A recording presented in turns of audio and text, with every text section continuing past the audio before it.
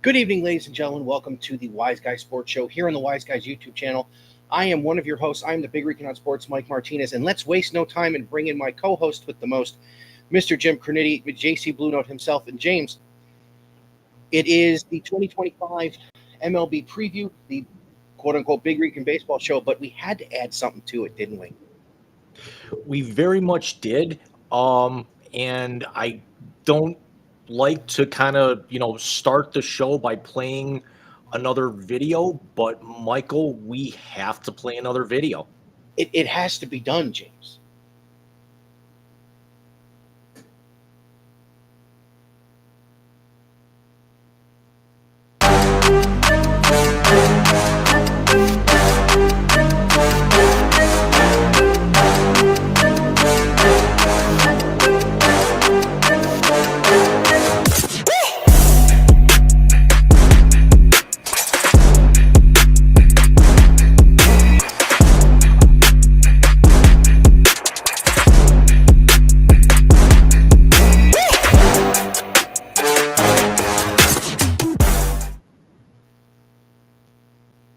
That's right, ladies and gentlemen. It is the Four Horsemen of the Wise Apocalypse. Of course, myself, Big Rican, JC Blue Note. We have Mr. Alex Ruiz from the Row 7 podcast in Chicago. And, of course, the Crash David to my Ebby Calvin Nuke Lelouch, the Sporting Sith himself, Mr. John Rice. Woo! We are back, baby. I'm not going to actually use the whole Bruce Buffer thing because I don't want to have to pay $10,000 for saying it, so... Oh, yeah, he's a son of a bitch anyway. So, gentlemen, we are 4 days from the action. I don't count what happened in Tokyo as the season. I didn't count it when the Mets did it 25 years ago. But we are 4 days from the opening of Major League Baseball's 2025 season, and I'd say there have been some changes to the landscape. For instance, there's a team that Alex roots for that is now playing in a foreign country. What was the other place we were studying them instead of Azerbaijan, Jim? I think we're going to put them in Minskopinsk this year. Minskopinsk, that's the one we were looking at there to send them there. Of course, we were talking about those White Sox. But, gentlemen, let's hop right into it because we don't want to sit here all night because God knows this baseball season has enough intrigue to get us going all night. Jim, let's count her down. Too many damn things open. I know. It's the three biggest topics in the world of sports from the last week. Get ready for the Wise Guys hat trick.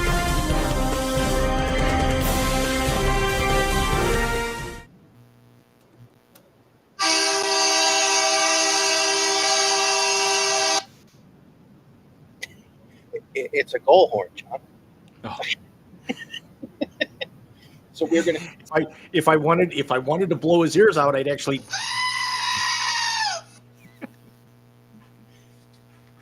This is what happens when I fix the volume issue on my earbuds. It's not fun anymore. Well, I'm sorry, but I got a new Chromebook. There's a reason for that.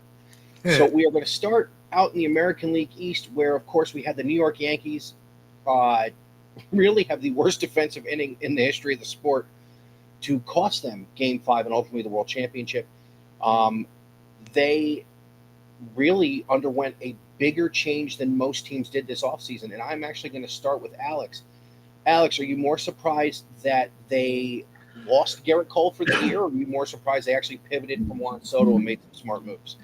I'm more surprised that they're allowing them fucking facial hair. They had a 20-minute press conference to talk about allowing facial hair. I mean, welcome to 2025. Jesus Christ. Are you welcoming Jesus to 2025? Or are you Him too, yes. Him too. He'd fucking run.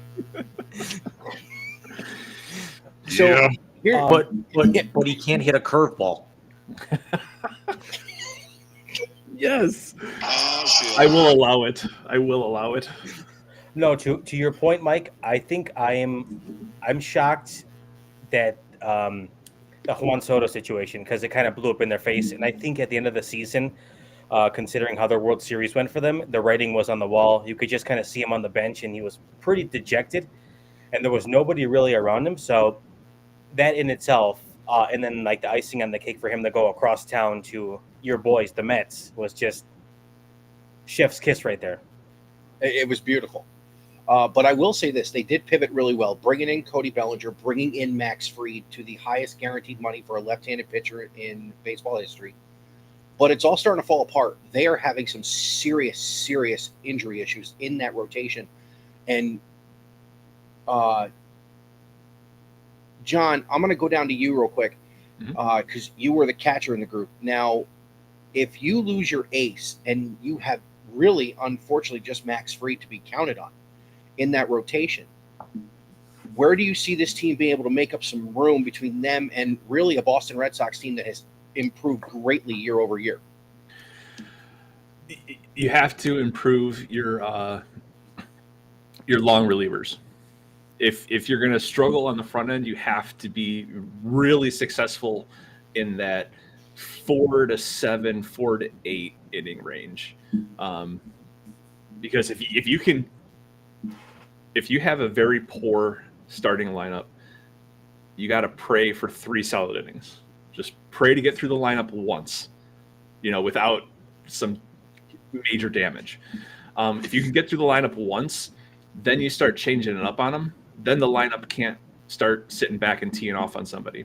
Because let's face it, you face somebody once in the first inning, it's a lot easier to face them again in the 4th or 5th inning because you kind of seen their stuff.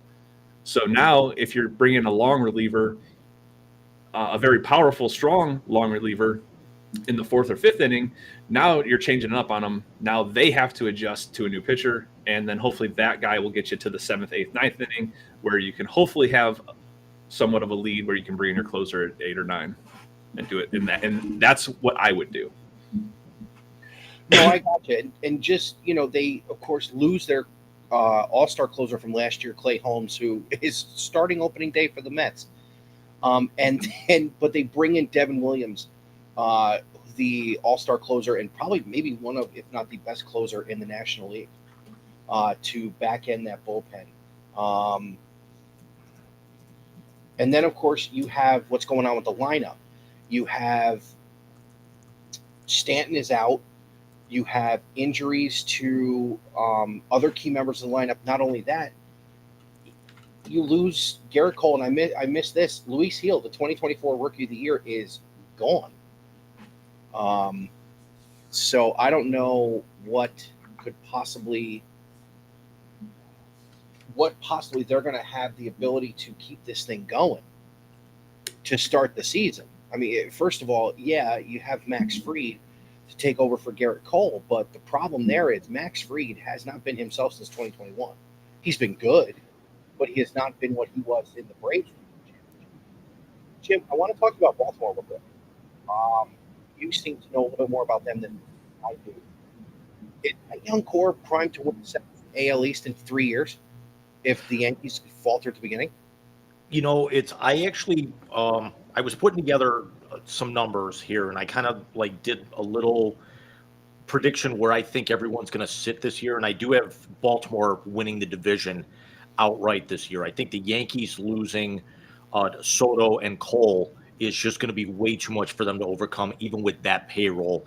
I think Boston's definitely on the come up, but I think right now, Gunnar Henderson, basically kind of looking to start the year on the injured list, kind of week to week at that point. We know what kind of talent that they have, but for me, the wild card with them is going to be Jackson Holliday. What does he do in a full year's worth of at-bats? Because there's a lot of promise there.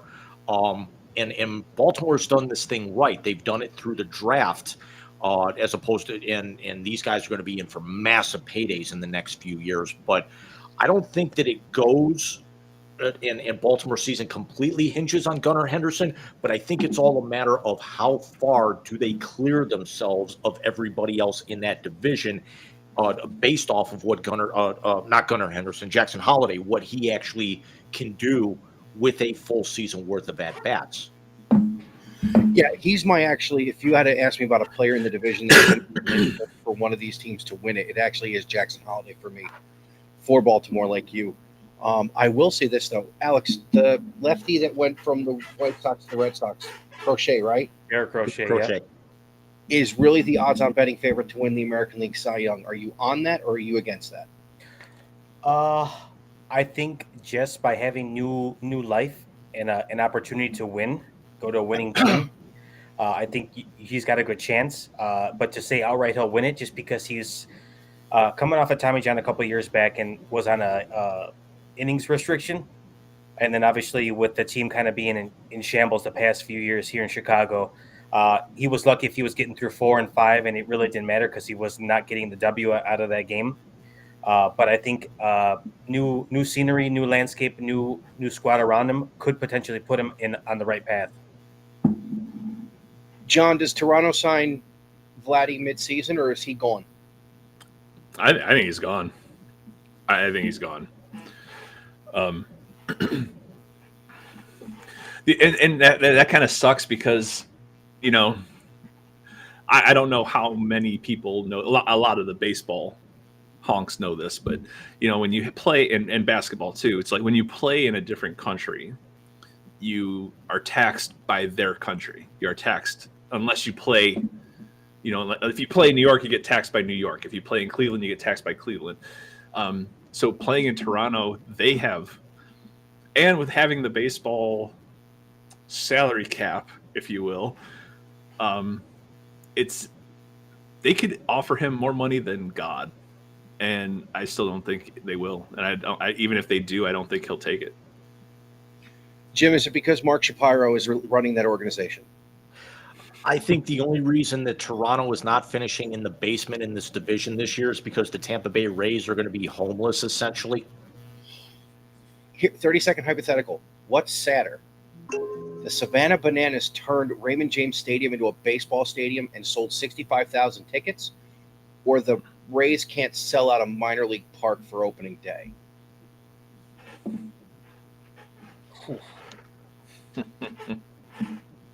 I don't think it's one or the other, to be honest, because we know that the Rays are not going to be competitive. They're in their rebuild phase, and the Bananas are only getting more and more popular every single year.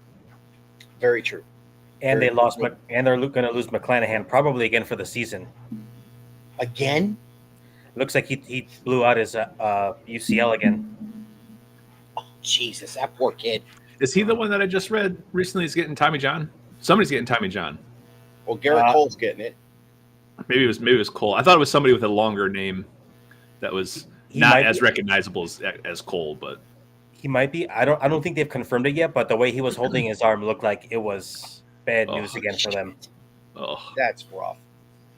All right, so real quick, who wins this division, and who do you think can win a wild card? I got Baltimore winning the division, and I got Boston winning a wild card. I only see 2 teams coming out of this division. I completely agree. John? I got it flipped. I got Boston winning it, Baltimore wild card. Alex?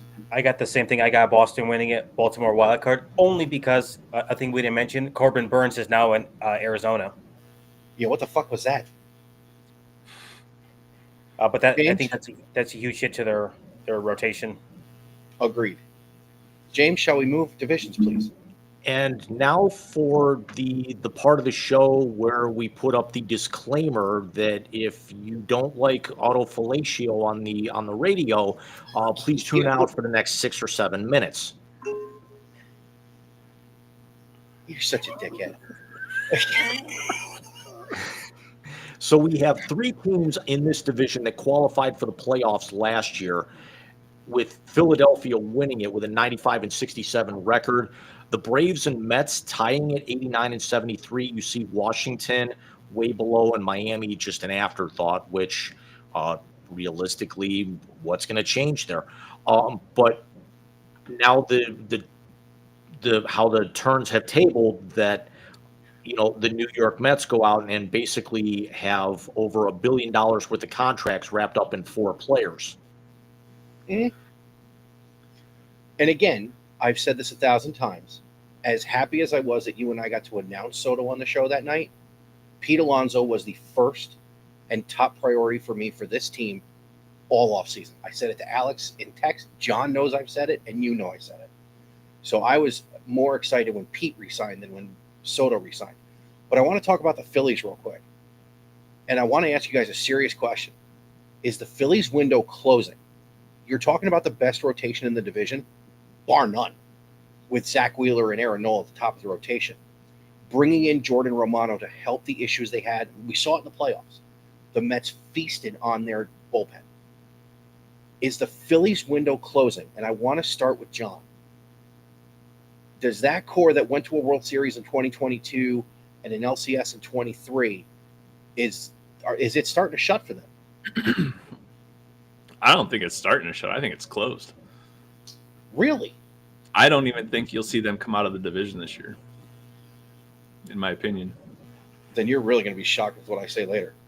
I don't. I mean, obviously Miami is trash. Obviously, the Nationals are trash. So those are going to be cakewalk games for everybody else. But I really think it's going to be New York and Atlanta, and then Philly after. My Alan, opinion. same question. I tend to agree with John here. I think that their window is kind of close. I mean, because when you think about it, you said the top of the rotation. You got Nola and you got Wheeler.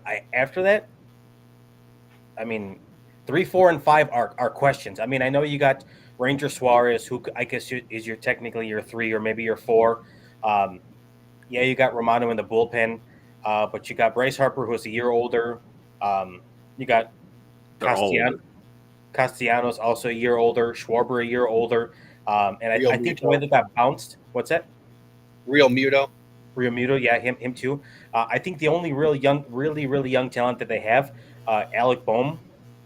I mean, skilled player, but is he going to be the one who put the team on his back? Probably not. So I don't think they're going to end up with like a terrible record. They'll probably be closer to 80 wins, so they'll take a little bit of a hit. But I think that they're going to see some regression, unfortunately. Jim, you're nodding your head. I'm guessing you're with both of them. Are you with me that they still have a sliver open? I still have the Phillies winning the division. So do I. I have the Mets second, and I have Atlanta third, Washington fourth, Miami last.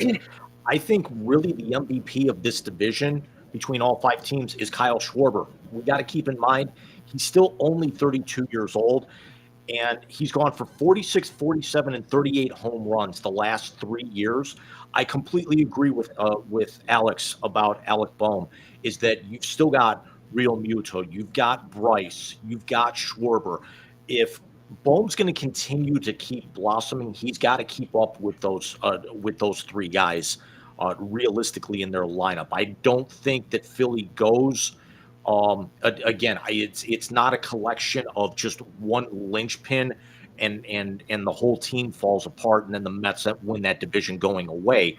But I think if they can actually get, kind of bring it together. I don't want to use Billy Beanball as an example, but if they can kind of bring it all together in the aggregate here, you don't have to have Bryce Harper. You don't have to have Bryce Harper and Schwarber both hit 45 each. You don't need Boehm to jack up 30 or even 20 at that point. Just be consistent, because your 2 starters at the top of your lineup and your rotation, that could be enough. We've seen teams that actually have 2 light-out starters, and then you can actually, be a little bit makeshift with the back end of your rotation, even though we know that their bully is not the greatest in the world. But when you've got that lineup, for the hot weather, they can absolutely outscore teams to where the pitching may not be an issue. Let's see what happens when the temperature gets colder, if it's a repeat of 24. I think nowadays with the way hitters are, I think it's a lot easier now to outscore an opponent than it is to shut opponent down, if that makes sense. I think hitters definitely have the advantage now more so than pitchers. Pitchers used to 90s, 2000s. It was all pitchers game. I think it's starting to rotate over to a hitter's game. Agreed. Now I will ask this question, and of course I am in Braves country. Why does everyone forget Chris Sale can't string 2 healthy seasons together, and people are actually picking the Braves to win this division? Think about it this way: they lose because he had one flash in the pan season in Chicago, where he was one of the most dominant pitchers in the game. Mm-hmm. And then he's had nothing but this the rest of the way. But he had one in 2018 in Boston. He was like that, and then last year in Atlanta, the guy's had 3 good seasons, and he's parlayed that into people thinking he's going to take a rotation deep in October. Well, let me remind the Braves fans something. He had to be scratched the day after the season in one of the doubleheader games against the Mets.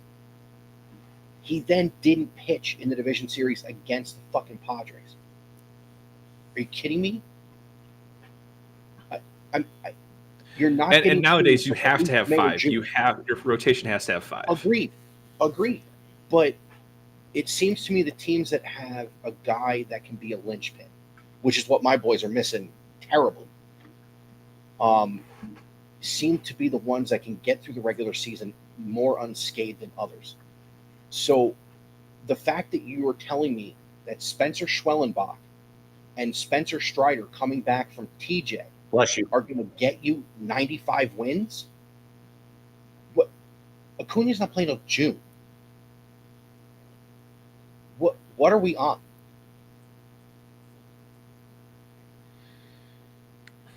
One more question about the East. What were you saying, Jim? I was thinking are they defaulting to Atlanta because they're so sick and tired of seeing the Phillies and nobody wants the Mets to win with that payroll this year? Probably. And by the way, the Mets only have the highest payroll because the Dodgers deferred everybody worse than Bobby will fucking knee it. Who's still getting paid? It got us David Wright. I don't care.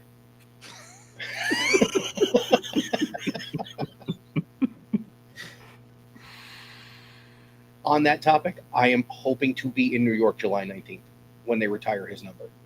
So that tells you a lot about what I care about Bobby Bonilla's $1 million on July 1st. Last question about the National League East. Scary thought. Could the Nationals be the dark horse and kick one of those top 3 out? You're talking about a team that was rebuilt by the Juan Soto trade, the Max Scherzer trade, and Trey Turner. Could this Nationals team be the young version of Tampa Bay, where they're just too young to not know what they're doing? Gentlemen, can I take this to start? Be my guest. And I'll be I was brief. going to you first.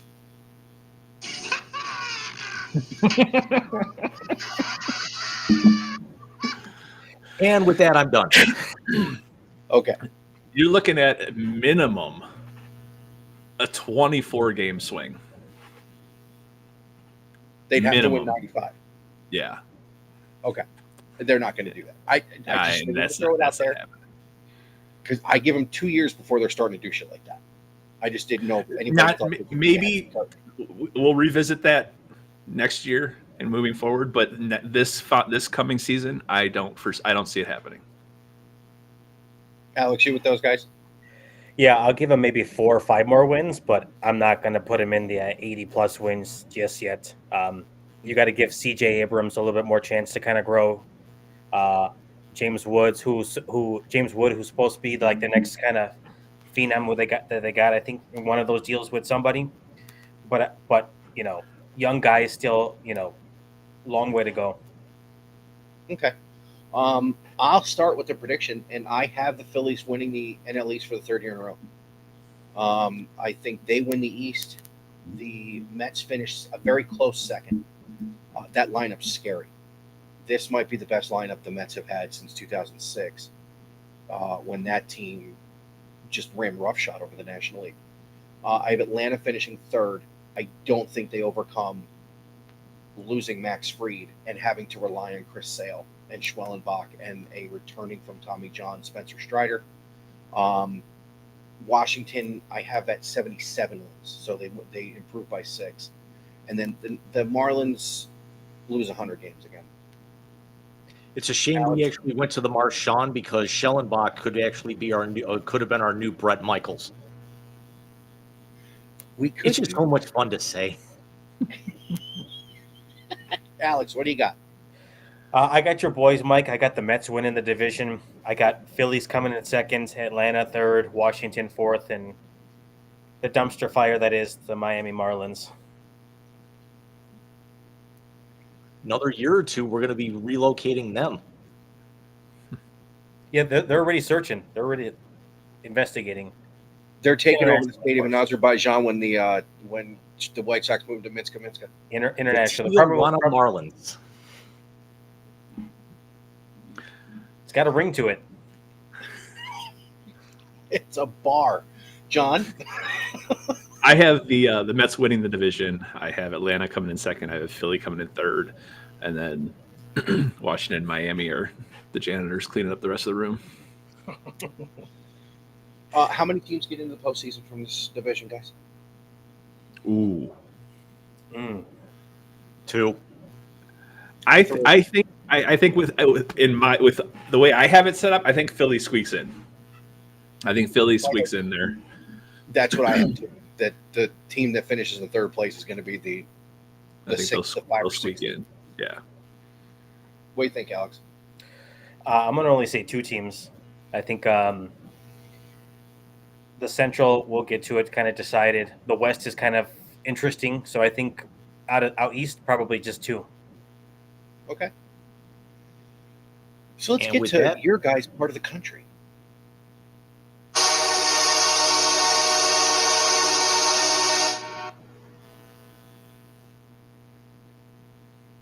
The American League Central, arguably the most wide open division in all of baseball. As you see there, Cleveland won 92 games last year, but everyone, with the exception of Azerbaijan, was over 500 last year.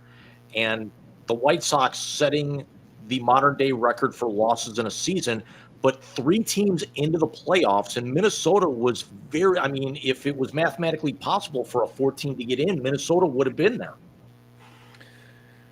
Yeah. And Jim, I almost had you set up this audio with Doc Brown. 1.21 gigawatts. 1.21 gigawatts. I mean, 121 losses. I mean, seriously, White Sox. Seriously, White Sox. Come on. I could play by myself and not lose 121 games. John, do you know whose record they broke? Who, the Indians? No, the 1962 New York Mets. Oh, all right. Yeah, there were multiple times on the show where he was actually hoping that the White Sox would have actually gone on a winning streak so he could actually keep that record. That's how There are certain things. There are certain you things. almost have to try to lose that many games. I mean, sir, you can make mistakes and win more than 41 games. Come on. Alex, would you like to touch this? And I'm not just gonna say, let's hear from the man himself. I'm not trying to throw anything at the fan at you. No. I'm a White Sox fan as well. I'm more of a Guardians fan, but I grew up as a White Sox fan. I always loved Frank Thomas, was one of my favorite players of all time. Robin Ventura was one of my favorite players of all time. Mr. Knuckle Sandwich. So I grew up actually loving the White Sox, but I've always just been an Indians fan, being from Cleveland. So, but go ahead, Alex. This is your hill to die on. No, I get it. I mean, it really pains me. I've put my White Sox apparel in a box, and I'm going to likely burn it. I think that's probably the best recourse of action. I mean, it really pains me because it sucks because it's a team like I was 5 years old. My dad took me to my first game, and that was the moment where I realized I fell in love with the game of baseball. Mm-hmm. So seeing what they've turned into and seeing that I myself at 34 years old could go out there and probably do better than some of those players, and I haven't picked up a bat in pretty close to 8 years. So it's painful, but I'm almost willing to bet they're going to break 41. They're going to lose more. Ooh. I think, real quick, more painful, the fact that he said his age and we've all got him by over a decade, or the fact that he thinks they're going to lose more than 121 games? I'm more shocked on the prediction.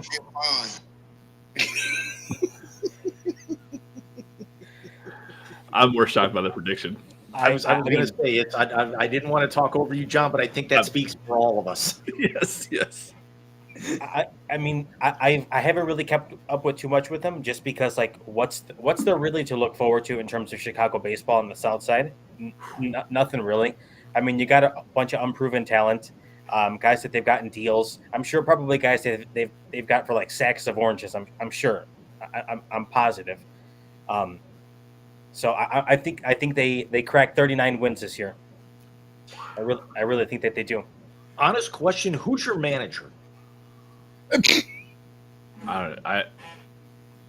That's a great question. I mean, the last we remember it was Grady.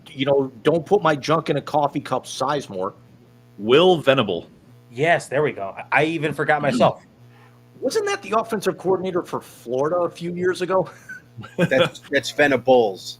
Oh, There's Might as well be.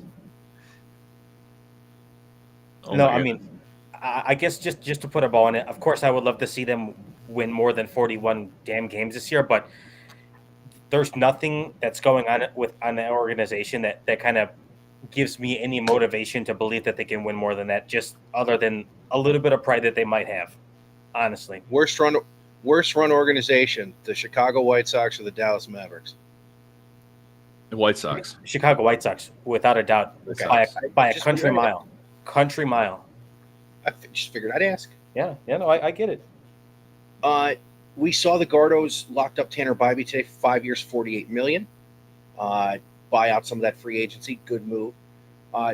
Jim, I'm going to start with you on this one. Shane Bieber over under 25 starts. way under. Well, when's he actually? Let me say this. When's he due back? He's actually throwing bullpen now, but I don't see him being completely back in the rotation until probably June. As I'm sorry, Okay. I'm playing squirrel here as Colorado State and Maryland are down to like the final 20 seconds and they're tied.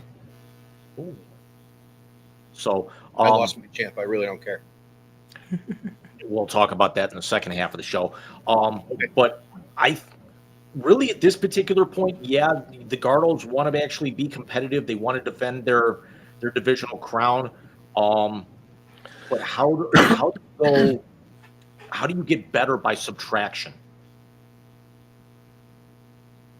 It's how do you lose 2 All-Stars and then try to pigeonhole in at second base? You reacquire Nathan Jones earlier today, or whatever his name was, Nolan Jones. Nolan Jones. You reacquire him yesterday when you actually had that Bobby Bradley, Edwin Encarnacion, when you had that gigantic logjam at first base. You dumped Josh Naylor because you didn't want to pay him. And they announced their starting rotation today. Tristan McKenzie's going to start the season in the bullpen. You've still got easily by a country mile the best closer in basketball, who actually in baseball. Sorry, as I'm watching basketball, I'm all over the place right now. Those are nice uniforms. But yeah, I know. From Charlotte. And you put all that money into there. Basically, you have almost a brand new ballpark because the renovations are done, so they don't have to worry about that. They can pack everybody in there and not have to worry about things getting closed off or whatnot. But I honestly feel, and I'm kind of getting a little bit ahead of the conversation, I think this year is going to be the year that we thought that the Gardos were going to be last year. I think they're a 500 team or just below it. I want John's opinion on this. John, is Bobby Witt Jr. is Bobby Witt Jr. going to win the MVP? The shortstop from Kansas City.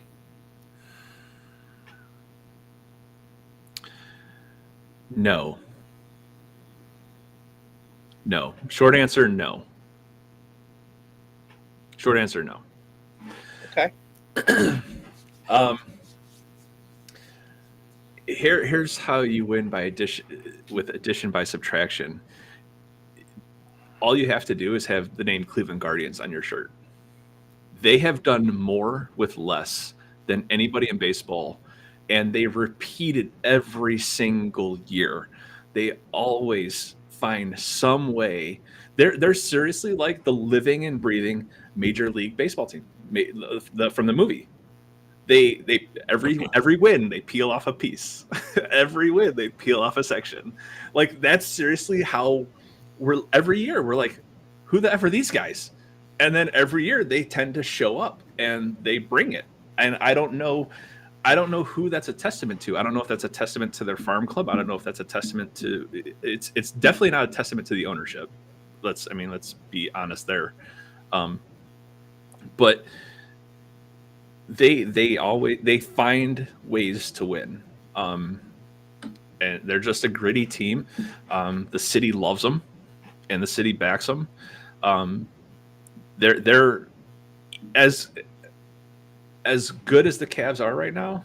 The Indians are still the second, or the Guardians are still the second team in the city. And the Cavs are annihilating people this year. Well, but finally, after they won a game, and since the last time they came on the air, 58-14, knock it off. But still, it's so. I mean, so do I believe that the Guardians are going to win the Central? No, but I do believe they are going to give the Royals a run for their money. I think it's going to be like Royals, like 95, 96 wins, and I think the Guardians are going to be right behind them at like 93, 94. Oh wow, okay. Yeah, I really think it's going to be that kind of a year this year. Gentlemen, is Travis Zammy going to start the season with their team? I don't think so, but I definitely think he's up by around the All-Star break. Okay. Gentlemen, let me ask the serious question. Why has nobody mentioned the Detroit Tigers and Tarek Skubal yet in this conversation? Who?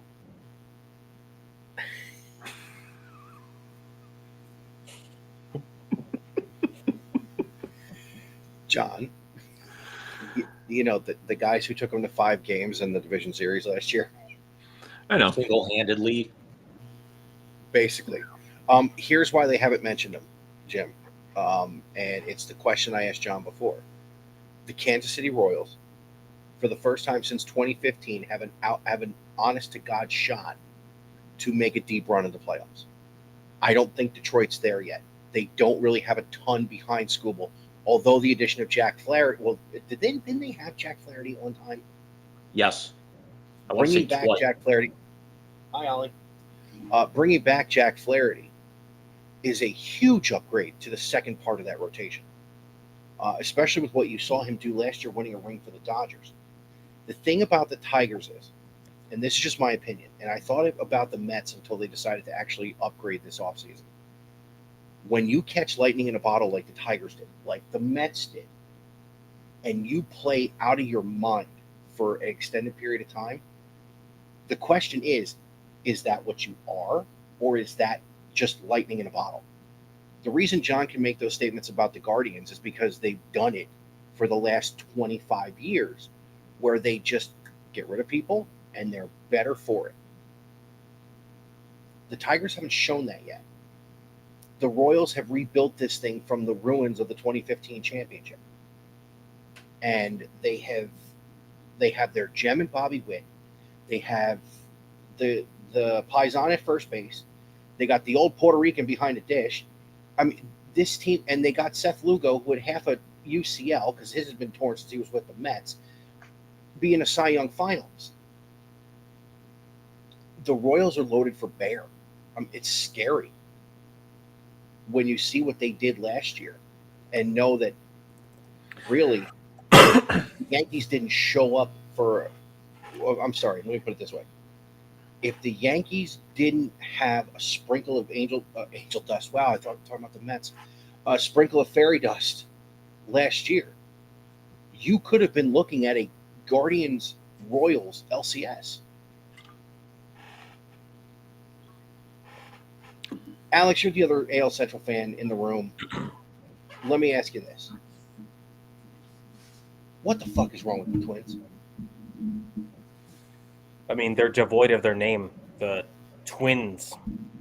That's what they are. They're just kind of a muddling team that doesn't. I truthfully think that in Minnesota, baseball comes second. It's about hockey, honestly, and I guess the Vikings.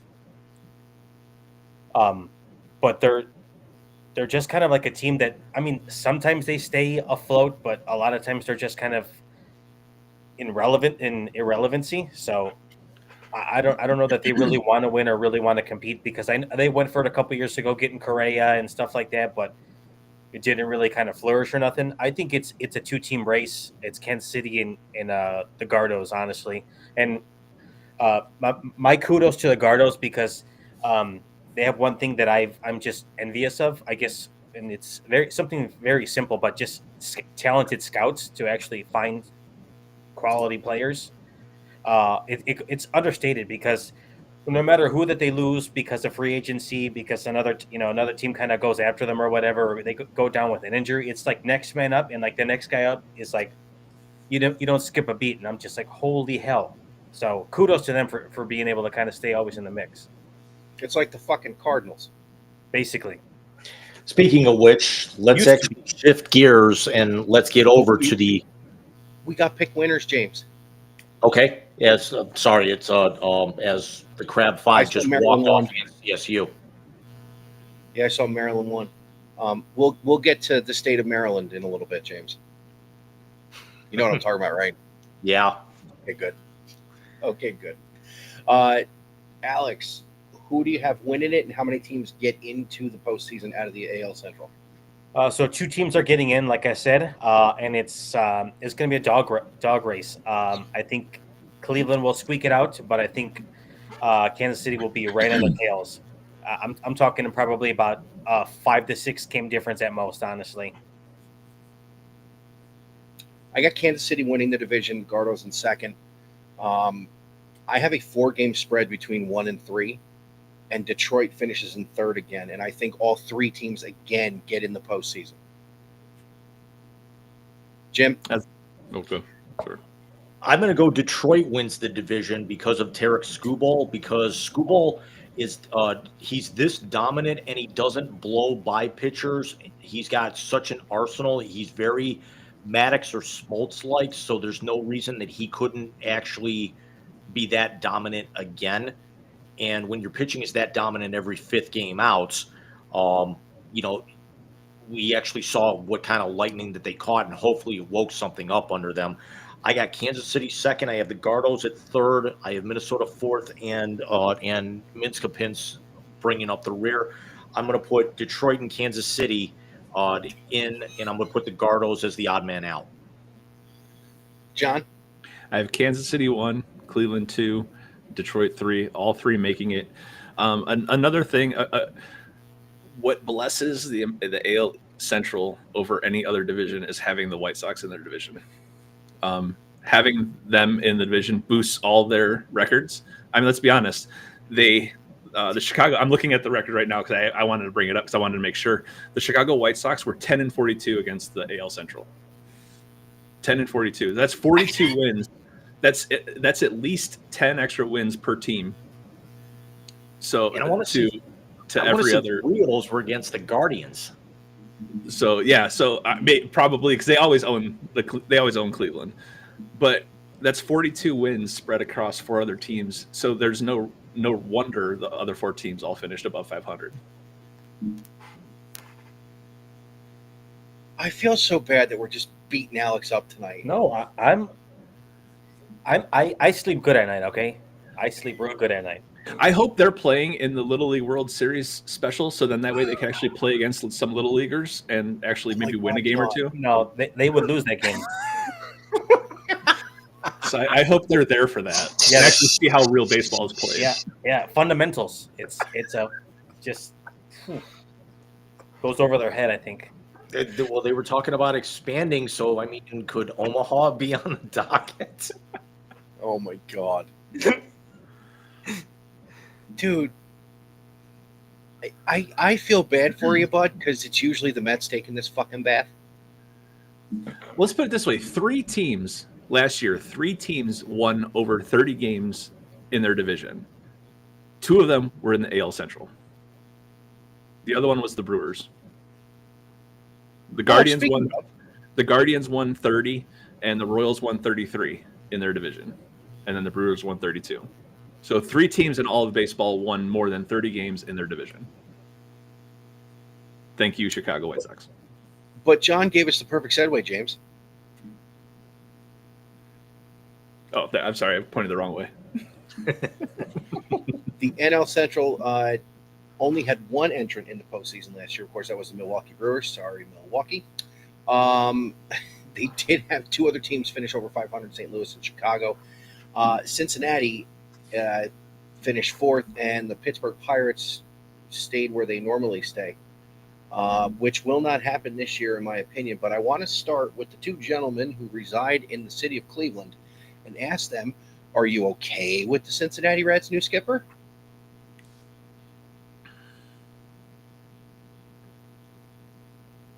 It's very Urban Meyer-ish, isn't it? It is. It is. But at the same time, it's like, I don't know. It's like I'm torn. I'm torn because you can't not like the guy. Agreed. And thankfully for us, he is in the NL. So Yes. It's not like he went from, Cleveland to Detroit or Cleveland to some other team in the AL. He went to the NL. So we'll have to see him in the Battle of Ohio. And then, when they have that, back and forth. And then we won't have to see him again probably till the World Series. But you got to make the playoffs to get the World Series. And Cincinnati's not making the playoffs. But that's telling the future right now. So, but go ahead. James? I don't have really that big of a problem with it, kind of like John, just because he kind of brought up the point that Tito's only got a few more years really left in him as a professional manager, I think. And, if he can get them back to respectability, kind of get them going in the trajectory that we think that the Pirates are finally on the road to, it would be a nice story for them to be competitive. It's not going to happen. They are going to stink probably the next 2 years, I think, because for me, the wild card in this division is his star player.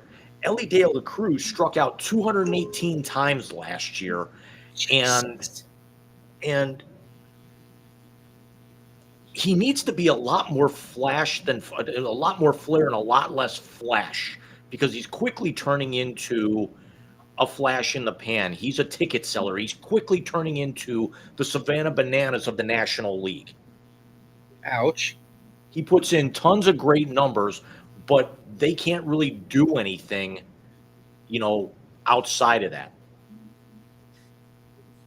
You can't clone him 9 different times. And if you did, you're still only putting 3 runs on the board because he's striking out 12 times a game. Very true.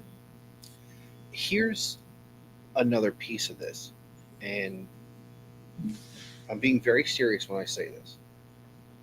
Bigger loss in Milwaukee, Devin Williams or Bob Uecker? Bob Uecker. Bob Uecker. Bob Uecker. Yep. I'm going to go the other way. As great as Uecker was, it's going to put a damper on the season, but you still have to go out on the field, because when the guys are out on the field, they're not really thinking about Uecker. I hate to bring up the comparison for the gentleman to the side and directly below me. We saw it last year when Jim Donovan passed away. It put a damper on the season because it happened right before the season, but it's only who's broadcasting your games. Those guys down on the field are not listening to Jim Donovan as they're playing. Mm-hmm. Very true. You're right. And something like that, as much as, all right. So let's just breaking it down in a Browns aspect is there's what, 55 guys on a roster. Baseball, there's how many guys on a roster? 26. They don't really care about the broadcasters. Let's be honest, they don't. How big is the fan base for the Cleveland Browns? How big is the fan base for the Milwaukee Brewers? Those are the people that truly care about the announcers, that truly have like a heart-to-heart with the announcers, that have something invested in the people that are doing the broadcasting. So where it's felt is through the fan base. I don't think it's necessarily felt through. Sure, it might be felt through the uppers of the organization, but I don't really think it's felt on the field. So I think the correlation of having a bad team and then also losing like an iconic broadcaster as a fan base, that's just like a double whammy. But as far as the team is concerned, I don't think that really plays into anything that happens or is going on the field. Well, I only said that because of the relationship Euchre had with the players in the locker room. Not only that, Devin Williams didn't pitch until July last year. Let's not forget that. The guy was out the first. He only made 25 appearances.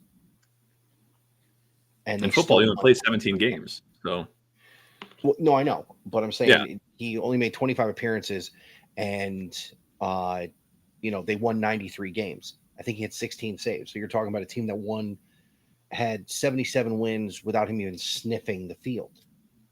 So, of course, I'm bringing up Uke, but it's still a legit question. Is Devin Williams going to be that big of a loss that you think the Milwaukee Brewers aren't going to win this division? Did St. Louis do anything in the offseason besides lose Goldschmidt? Question for Bellinger. They floated Arenado out there and nobody bit, and now he's back in camp with them. So you can imagine how that's going to go. Not well. I mean, you had one team that ran away with the division. The rest of the teams finished around 500. So, with that being said, I don't think it's going to change. And I have to kind of, I don't know, Jim, if you were going to speak more on it, but I was just going to kind of roll into my prediction. But if you wanted to hold off, yeah, I was only going to say at this particular point, if they actually start out slow like they did last year, Alex, do we finally get an Ollie Marmol firing? No, I don't think so. This feels like. Do you think they wait until the end of the year and finally dump Mozeliak if they actually have another bad season? Who knows? Who's more likely to go? We've actually talked about it. We talked about it with your Bears for the last few years. Mike, you and I have been talking about it for years. John, you and I have been talking about it for the last couple of years. With the Browns, is it Berry? Is it Stefanski that goes? Who goes first with the Cardinals if this doesn't improve for them? Mozeliak or Marmol? I think it's got to be Mozeliak, unfortunately. I mean, I wish it was the both of them, just because what they're doing right now is not Cardinal baseball. It's not developing young talent. You let a lot of talent go out the door that's now flourishing in other cities, and it's just been like a merry-go-round of complacency in that organization in that city right now, and I don't really know what's going on because this is not what I remember Cardinal baseball being. And I watched a boatload of it with my dad over the past 15, 20 years, and this is not anything close to relevancy. Now here's where I'm going to throw the curveball. Bigger jump in wins, Pittsburgh or Chicago? Cubs. Cubs are going to win the division. Really? Yep. I mean, they didn't do much. I mean, you got Kyle Tucker away from Houston, but I think Milwaukee's going to take a massive step back. Okay. James, Chicago or Pittsburgh? Pittsburgh.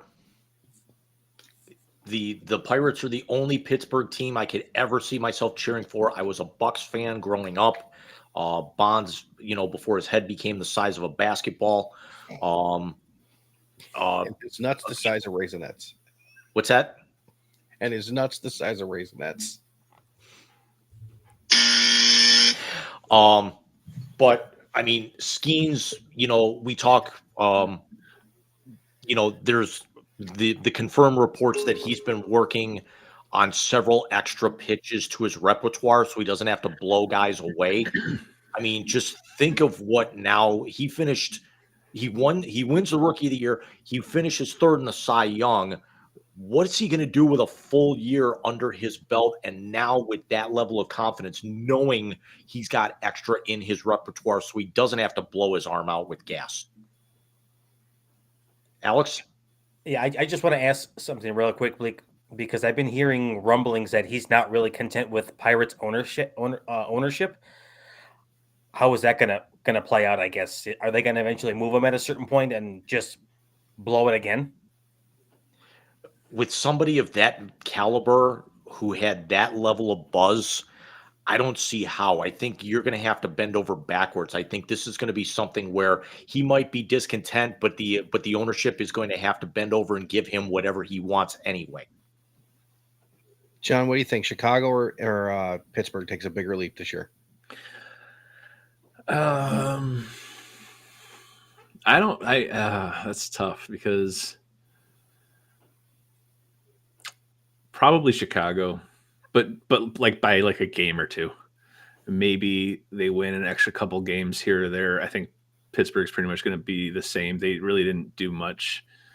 But as far as the division goes, I think the division is going to pretty much end the same way it did last year, with Milwaukee running away with it, and then the rest of the division and St. Louis and Chicago and just kind of falling into suit. But if you look at it, I think that's also one of the more competitive divisions in baseball. It just sucks that Milwaukee is really good right now. But John, is it more so an idea that Milwaukee, kind of was 10 games past there with that and then took so long to clinch? Is it the fact that it's competitive, or you just got a whole bunch of mediocre teams in there and that's just what we're getting? I think it's competitive. The only thing is they need to play better baseball against the other divisions. That's the key issue there. They need to play better baseball outside of their division. I mean, I'm looking at the numbers. They have losing records. Every single I'm sorry. St. Louis and Chicago are the only teams with winning records against the West. Everybody else has a losing record or are 500 pretty much against the other divisions. That's you can't be. So are they competitive? Yes, but they are competitive within their division. Which makes it difficult for them to make a lot of leaps, to have one team have a great leap in wins. Really quickly, too, we talked a lot about Devin Williams, but we're also not talking about the fact that they lost Willie Adames to the Giants. Oh, I forgot about that. That was a big piece in the middle of their lineup. Or their number 3 goal. The Giants still have a team? They got uniforms and everything.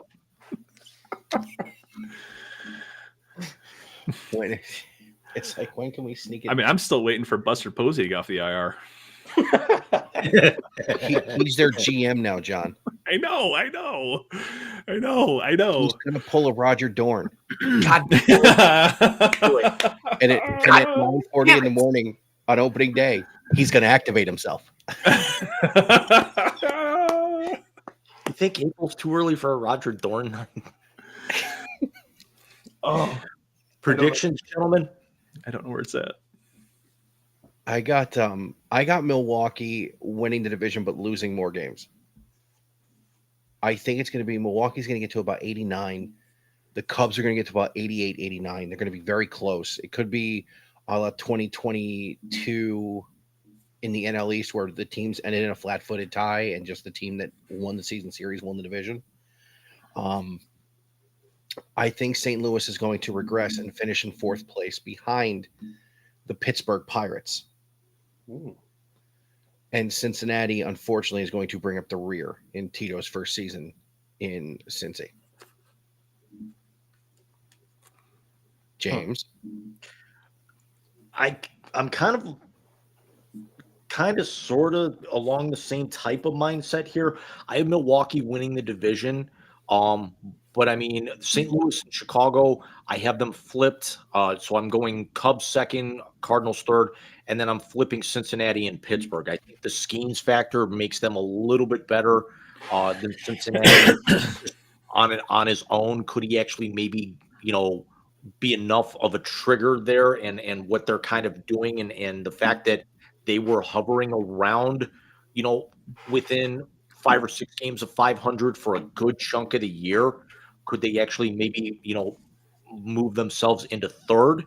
It remains to be seen, but I don't see how Cincinnati, gets out of the cellar in that division this year. Only one team getting to the postseason. Am I correct, gentlemen? Yeah. Yes. Okay. James, can we start with the AL West, please? Yeah, we're gonna blow through these last two because they're the two divisions that, quite honestly, nobody on the show really gives a damn about. Well, I have an interesting question about the AL West. So if you could please start there.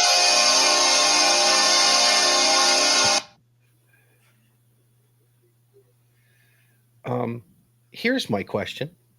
Has everyone seen the hats?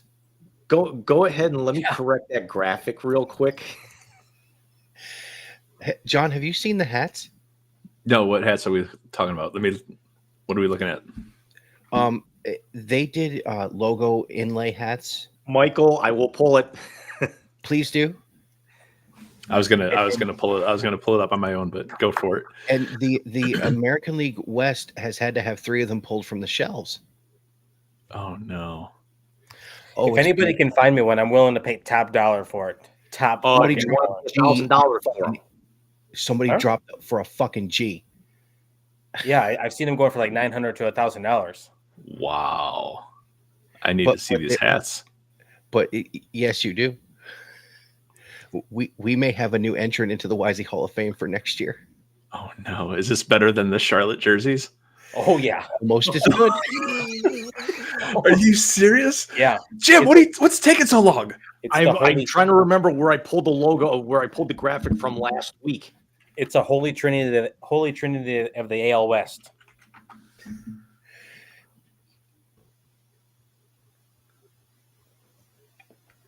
Talk amongst yourselves. I will actually. I'm still looking for the graphic. Okay. So the Texas Rangers one has a T in the middle of Texas. It says Tetas. Or for all those who don't know, titties. Then there's the Astros with the H in the middle and it says asshos. But the Angels might be the best one with the giant A in the middle and it's anals. Look at his face.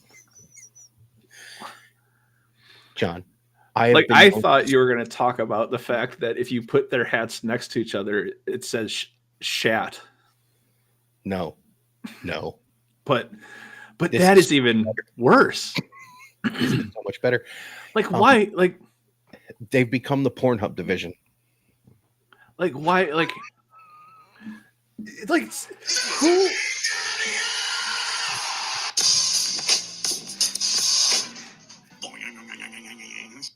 He said it. Like these are professional major league organizations, correct?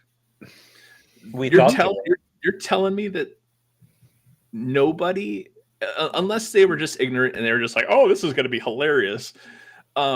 Nobody in marketing thought that this was a bad idea. John, the NBA had a jersey that says clit on the front. It just said Why are we CLT. questioning this? It did not. It said CLT. You guys added the I. Okay. You guys added the did. I. No, you did because you're the asshole who told us about the pinstripe in the middle. Okay, maybe I did, but it was poor placement on the pinstripe. But remember, but Cream like, City, but Sacktown. Oh, Cream City. Mike, you're remembering the Steve Angle video now, aren't you? I am remembering the Steve Angle video. It's But by the way, here they are. I'm looking at them now. Oh my gosh. by the way, we have done that for you, John.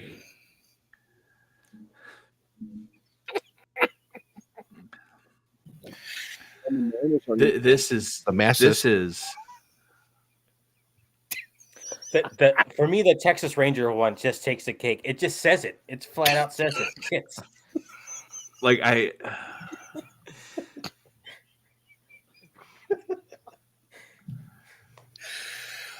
We are all above the age of 30. Why are we still I'm not gonna lie. These are I couldn't care less what it says on the hat. These are the ugliest things I think I've ever seen in my life. No, they are ugly, but some of them are actually some of them are halfway decent. The Mets one is not terrible. Of course, The you're gonna Braves say one- that. The Mets one is probably the worst one. By the way, it's not. I'm not an asshole like the fucking Astro fans are. nor am I into anal like the friggin' Angels fans are. Like I like, but if Good- you like look at good- it, like Good idea, terrible execution.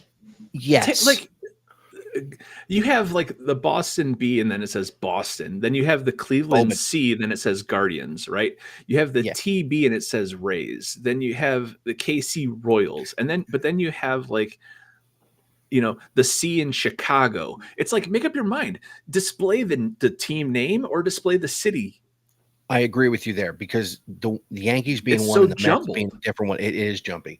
I didn't notice before that the Dodger says dollars. It does. Does It she go with does. one of the Yankees? This is some subliminal messaging bullshit, is what it is. How do you get For my dude, I'm not even joking. Like my OCD is like at a 9 right now. Like with this is just so burn them all, take them all off the shelf. This is absolutely atrocious. This is like they look disgusting. My 3-year-old could make better hats than this. Well, happy birthday to him, by the way. Oh, thank you so much. You're welcome. There's way too much going on. I was It's just like, thinking that. just way too much, way too much. What I would like to see is like keep the name across the front like they have it, but then put the team logo like off to the side in like a little corner. Like have the C off to the side, off to the side, like how I have this logo right here in the front here. Like, I mean, this is my hat, guys, and I even made it. This is my hat. Look, and I have the logo in the back. You know, so it's like We did one of these. have like the name across the front, but then like the logo off to the side underneath the name, whatever, however. But just having it over layered like that is just way too much. This was Agreed. New Era, right? This was not Major League Baseball, right? This was New Era. Okay. Yep. So everybody who made those hats should get fired. Yeah. Okay. So it's not. These are not directly connected to Major League Baseball. It's New Era, but the teams are supposed to have say in it. But they're Before not. But they're not going to. These aren't going to be on field hats at all. No, No. these are extra Then hats. take them all Fan- off the shelves. Get rid of all of them. Get rid of No, all of them. these are the garbage fan hats. The garbage on-field caps are the City Connects. No, the Mets one was nice. Oh no! No, we said the hat They was were- nice They because it were was absolutely all fucking. trash. Every you seen single the one of DC them was ones came out today? trash. The DC ones came out today. Again, Like Lloyd Christmas and trash. Dumb and Dumber.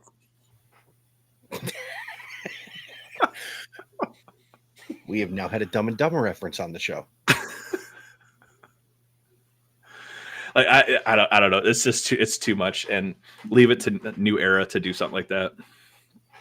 I still find it hilarious. Oh, it's absolutely hysterical that nobody in their marketing department decided. Okay, so it makes a little bit more sense that Major League Baseball is not associated with this and not affiliated with this. So it makes a little bit more sense because I can guarantee you somebody at New Era was like, I know exactly what these are, and I'm going to let them go. I'm going to sign these off. they might as well say City Connect on them. That's true. So let's get to what the division's going to look like this year, gentlemen. And I will say this.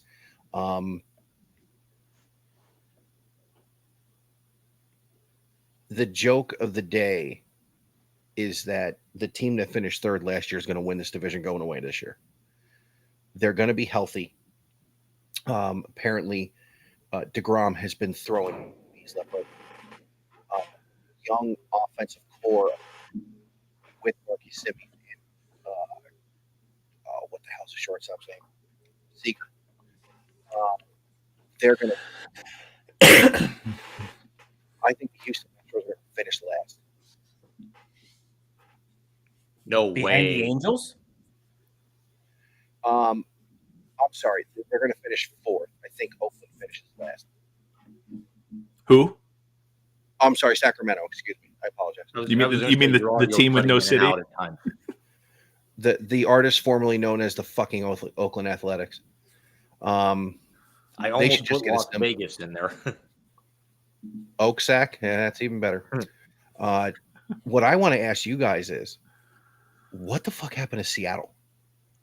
This was supposed to be the come up of all come ups. Alex, you happen to like a couple of their pitchers that we've talked about before. What's going on in the Pacific Northwest, dude? They basically kind of waved the white flag and said we're just going to go with what we got. Didn't think about adding anything. And when you got like a relatively young core pitchers, and you got a stud center fielder in Julio Rodriguez and give him nothing, I don't know. I really don't know what they were thinking, especially when you consider everybody else, except in the sense of Texas getting healthy, everybody else has taken a step back. I mean, it was a no-brainer for them to kind of go for it, and they didn't. So, not sure. John. Sorry, I just looked at the scroll on the EIEIO. I just saw that. Sorry, go ahead. Oh, James. John, I apologize. Proceed. that's okay. What do you make of Jose Altuve playing left field? He's a player. It'll be really interesting to see what happens if there's a fly ball at the top of the fence because he can't reach it. He's not gonna be able to rob a home run. I mean, well, he's gonna have to take 4 steps up the wall to go get it. He's like Super Mario running around out there, and you know he needs to be more like Luigi. But anyway, I digress. He needs to eat a mushroom before the game. I was going to say the problem with that is that all the trash cans that they're going to be banging around, he's going to be able to hear in the stands behind him. So it's just about to do that. So I don't know. And Seattle is trying to mimic the Guardians' footprint without the Guardians' talent, and that is a recipe for disaster. The team with no city is going to be, I think they're going to rival the White Sox with the team with no wins. I don't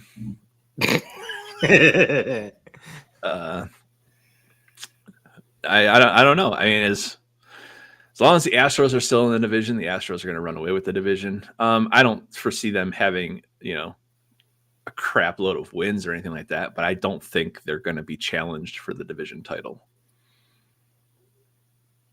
See, I think Texas is going to win this thing going away. I really do. I think they're going to be back to what they were when they won the World Series in 2023. They're going to be healthy, and that's the biggest thing. They weren't healthy last year.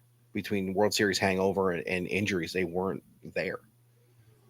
James, real quick with the Angels, over under on games Mike Trout plays, 105.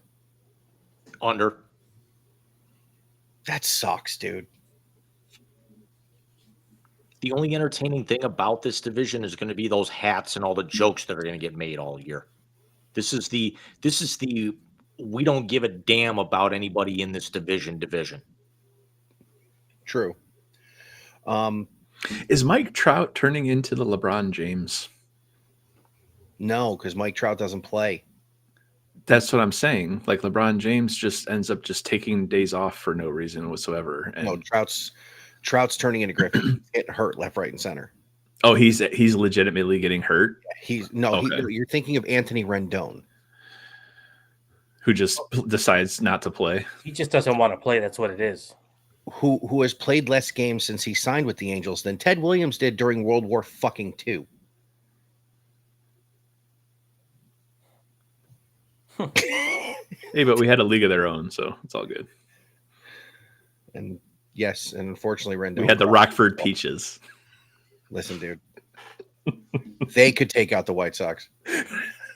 Hey, as long as Dottie Henson is back there, sure, you bet sure you know what. Jesus Christ!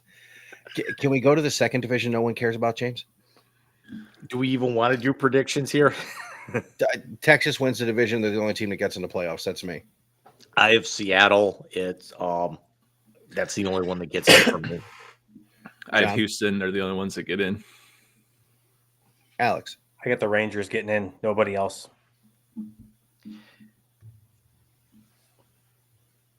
This fucking shit. And you know what? It's eerily similar to the American League Central. You had 4 teams that were at or right around 500, and you had one team that was absolutely abysmal. So, But the Rockies in division schedule was 18-34. they won 8 more games. 8 more games. Let's talk about that third place team, the NL champion from 2023, the Arizona Diamondbacks, who shocked the baseball world when they dropped that big Brinks truck in Corbin Burns' backyard. Alex, does that give them enough to catch San Diego? Yeah, they'll jump San Diego. But that's about it. That's where that Brinks truck will stop right there. The Dodgers win 110 games. It's easy. And Go ahead, Alex. I was just going to say, and that's not to mention who they add at the All-Star break. Because why not? John, bigger disappointment. The Yankees falling off the face of the earth this year, or the San Diego Padres falling off the face of the earth this year? I'm going to say the San Diego Padres, because the Yankees falling off the face of the earth is not a disappointment to me at all. Let's be honest. I couldn't care less about the pinstripes from the Northeast. Not at all. Whether they have facial hair or not, they're still the Yankees. It doesn't matter. Round of applause. Yes. Would it be a better argument, John, if we were to say that from the fans' point of view, they're siding with San Diego, from the media's point of view, they're siding with the Yankees? Absolutely. Absolutely. Yeah, the New York Yankees media bias is real. Absolutely. Let me throw the question out a different way, if I could. Do we actually we think that San Diego is going to fall off this year, that Arizona is going to supplant them? Could we finally be starting to see a little bit of the teardown of the Padres, because it originally started 6 or 7 years ago with the big Hosmer contract, and now you've seen Hosmer hasn't worked out, Soto, moved on. Are the days of the Padres trying to outspend everybody and now slumping back into mediocrity starting to become a little bit more light of day? Let me take that one first. The reason San Diego is not going to fall off far from 93 wins, I think Arizona is going to win 95 games. And I think they're going to finish second. I think the Padres are going to win about 85 to 90. Here's why. Michael King and Dylan Cease are the real fucking deal. If I had to rank my top of the rotations in Major League Baseball, the Phillies and Padres are neck and neck, with Nola and Wheeler in Philly and King and Cease in San Diego. I don't count the Dodgers because that's crap. That's just not even fair. But where San Diego's going to fall off is Manny Machado's getting older. Jurickson Profar is not there. Tatis is one needle away from being gone. They've got a lot of question marks for the first time in a long time in the lineup, and their bullpen is dog shit. So my whole thing with the Padres is the thing that has been their guarantee the last few years, which is their lineup, is gone. No Soto, no Profar. I don't expect Jackson Merrill to have another big year like that. I see Jackson Merrill and I think Joe Charbonneau for you guys over there. I don't see it. But Arizona, 2 years removed from a pennant, adding Corbin Burns to that rotation, Jordan Montgomery can't be that bad again, can he? You'd hope not. Mm-hmm. I certainly hope not. That's a real team, and Ketel Marte is a beast. So they're going to be tough to. Is Candelario in Arizona too? I believe so. Washington. Who's their shortstop? RJ plays second.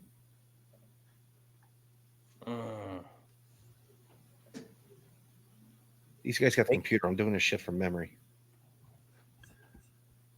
Perdomo. Geraldo Perdomo. Oh, dude. He's so good. Yeah, Arizona's going to finish second. We all know about Ohtani. I think that Ketel Marte would be the MVP of this division. Yeah. I mean, 36 home runs, and he hit 292 last year. Typically, guys who hit big power numbers don't have great averages. But his power numbers every year since 2020 have gone up every season. I mean, yeah, I like it. Could he jack 40 this year? I think so. Possibly. What would you rather take if you're the Diamondbacks this year? Would you rather actually have him hit maybe 305, 310, and then only hit about 25 to 30, or would you rather actually see if that average comes back to like 275 and you jack up 40? He's got to hit more. Christian Walker's not there anymore. The 40 is guaranteed runs. The higher average doesn't guarantee runs. 40 home runs guarantees runs. It's a good point. And losing Christian Walker in the middle of that lineup is going to be tough for them. My take on this division is a Disney reference. It's like the movie Brave. The Dodgers are Merida. The next three are the triplets that just fight and just go and just fight all over the place. And then you have the Colorado Rockies, which are just the Colorado Rockies. So I have the Dodgers running away with this division, and then I have the Diamondbacks coming in second, with San Diego and the Giants third, fourth, interchangeable. But I don't necessarily see Arizona contesting for the division. I see them making a leap forward, but I don't see them in contention yet. Well, as long as the Dodgers are still in the division, I don't see them contending. But I do see the Diamondbacks making the playoffs, because I do have 3 from the East, and then 1 from the Central, and then 2 from the West. I get the same too, John. I got the Dodgers going to run away and hide. The Padres are going to finish third. The Giants will finish about the same, but Arizona will finish second, and they will be the other wild card team in the National League. Alex, what do you got? I got the same exact thing. Dodgers running away, Padres in third, Arizona second, and San Francisco and Colorado kind of pulling up the rear. Jim, are we unanimous, or you got something else? I'm completely unanimous. I would like to see Colorado, improve. I just don't think that they've got the talent, and that's the shame, because they're wasting Brenton Doyle. Yes. He is just fun to watch. Who's the second baseman? Is that Murphy? I just had their lineup here. Isn't there Rogers? Brendan Rogers? No. Estrada. Cairo, who's hurt, by the way? Right. He's got a fractured wrist. 6 to 8 weeks, I'm hearing. Something like that. Yeah, with the same timetable as Alvarez. So there is all 3 divisions, gentlemen. All 6 divisions run through an hour and 25 minutes. I'm actually shocked it took us that short of amount of time.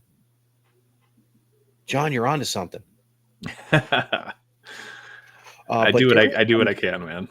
There is one more baseball thing we want to talk about, and we discussed the hats before. James, we all know, if you could pull up the picture, please. Don't put it up yet, but we'll put it up in a second. We all know. I'm getting it prepared. Take your time. Okay, the first inductee into the Wisey Hall of Fame was, of course, the Charlotte Hornets City Connect jersey that we have lovingly called the Clit. And by the way, we have gotten jokes out of that thing for the last 4 years. I still can't find their jersey. I'm sure they pulled that shit off the thing too. Or they probably heard what we said and figured it out. No, I can't find their jersey. I still can't find it. Oh yes. Well, Alex got it.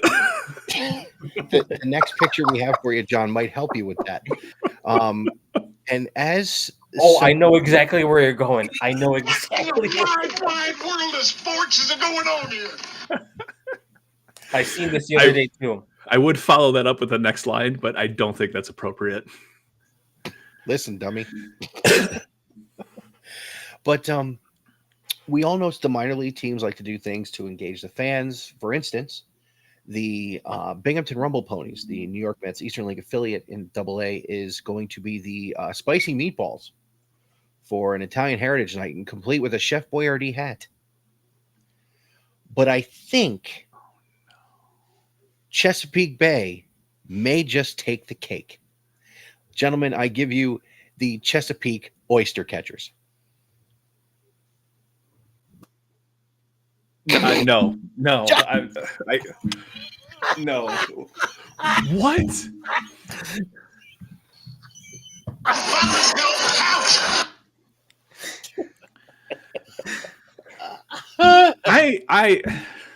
John, No. when he presented this to me yesterday, the only thing that I heard, and it's not a cliche for me to be able to play it on the soundboard, but it was the only thing I heard in my head.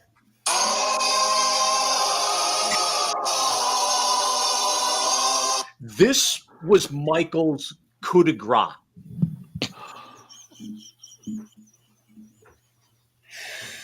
Oh God! This Tears. This is Michael's pièce de résistance. All right, guys, can we tone it down for a minute here? To all the creators of these insanely ridiculous team logos, I'm submitting my application for editor and final say person to oversee these decisions, because whoever is doing it is a moron. So consider this my application for the position. You can click the link here for all my references, and I appreciate your time. None of us. And have a good night. You can take that vulgar thing off the picture now, James. Oh my God, my eyes are watering so terribly. I volunteer as tribute. So, I mean, I just watched those last week. Hold on. With that picture, John, you wouldn't be the only one. like that is again, who is okaying these things? And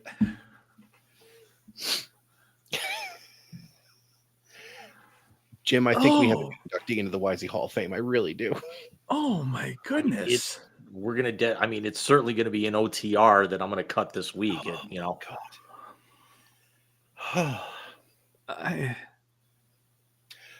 Speaking of the Wisey Hall of Fame, Alex, did you see who this year's inductee was? We won't say his name. No, I missed it. The TNA World Heavyweight Champion.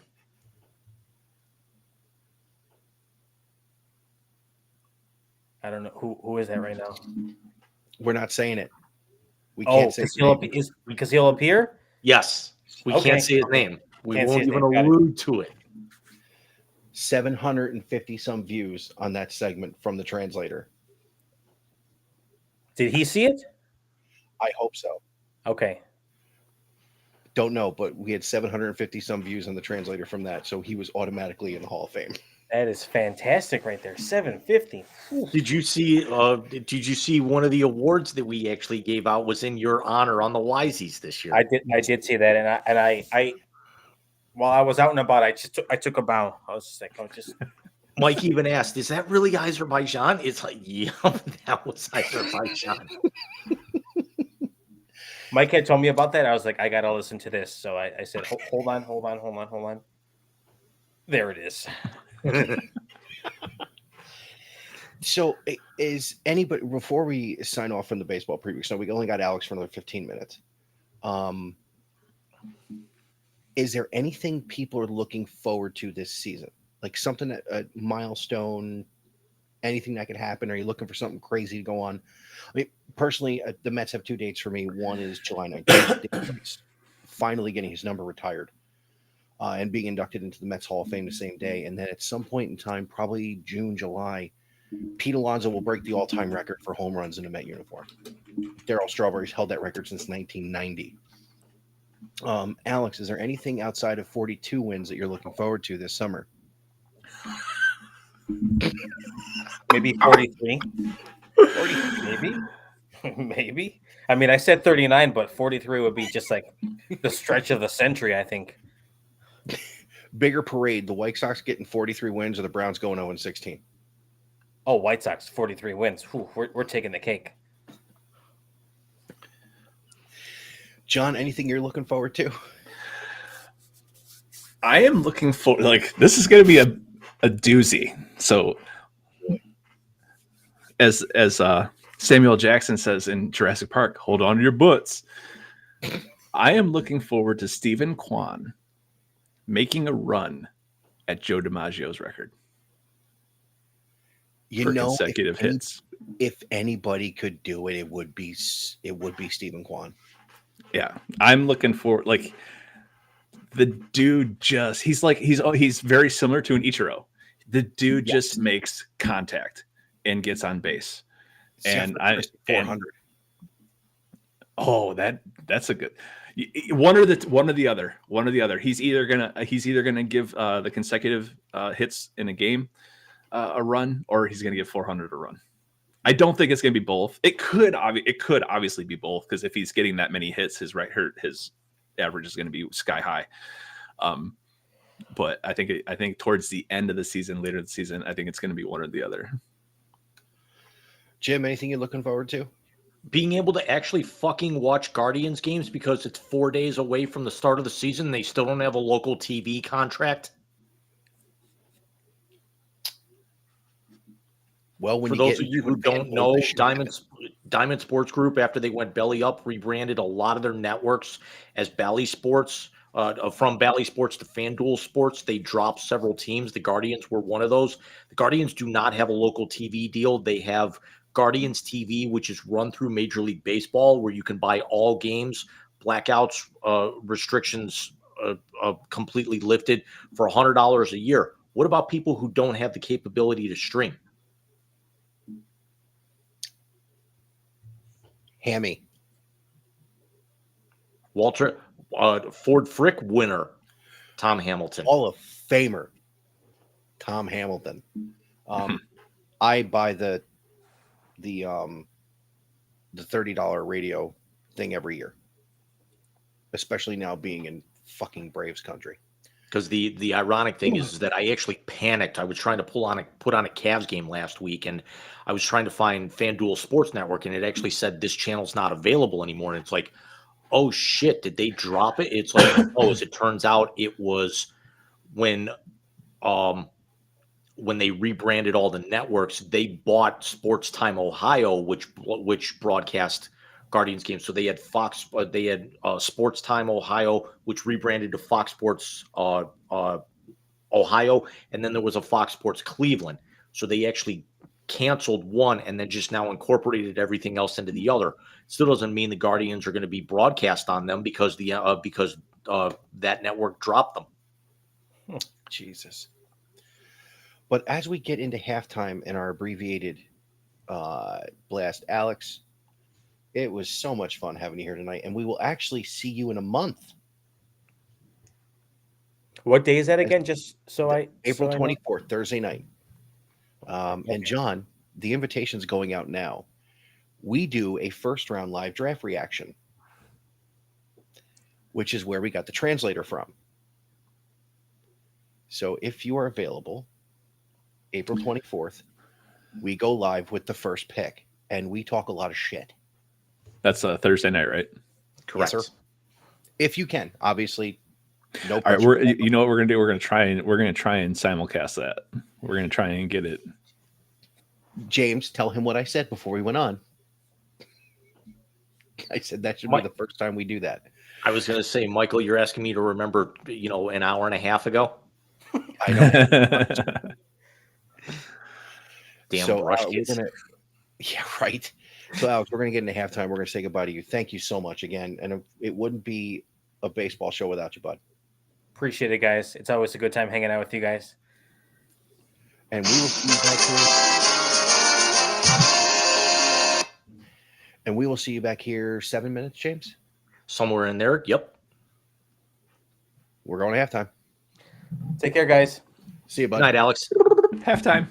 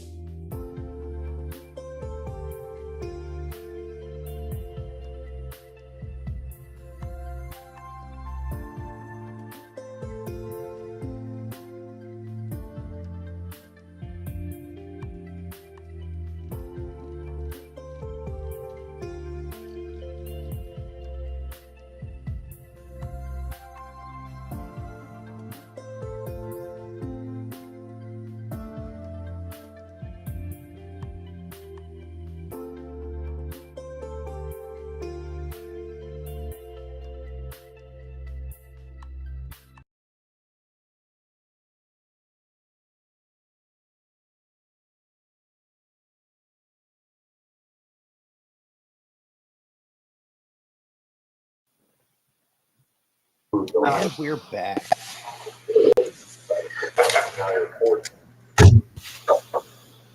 As I was emptying my dishwasher, sorry about that. What the? Really, dude? I wasn't going to do it tomorrow morning. It is true. First day back after 3 days off. I do some of my best work first thing in the morning. Friday was terrible. Being back after being off those days. Oh, I must have watched probably parts of 42 games this weekend, considering there were 46 of them. I watched the movie Greater last night. I knew the story, but I never saw the movie about the Burlsworth from the offensive lineman from Arkansas who was a walk-on and then earned a scholarship. And Yeah. I knew the story of him, but I never saw the movie. Yeah. Man, I'll tell you what, man, I was on and off crying the entire movie. That's what I heard. It was such a good movie. It was so good, though. It was so That's good. part of the reason why I won't watch it is because I know what's coming. Yeah, and what's crazy is I was shocked knowing the story. I was actually shocked to hear how many times they referenced big trucks and driving throughout the movie. And I was just like, oh my gosh. It's like, wow. Like, I don't know if those lines were actually said or since the movie was based off a true story, how much was fabricated to obviously input a little bit of extra drama into something that's already drama filled.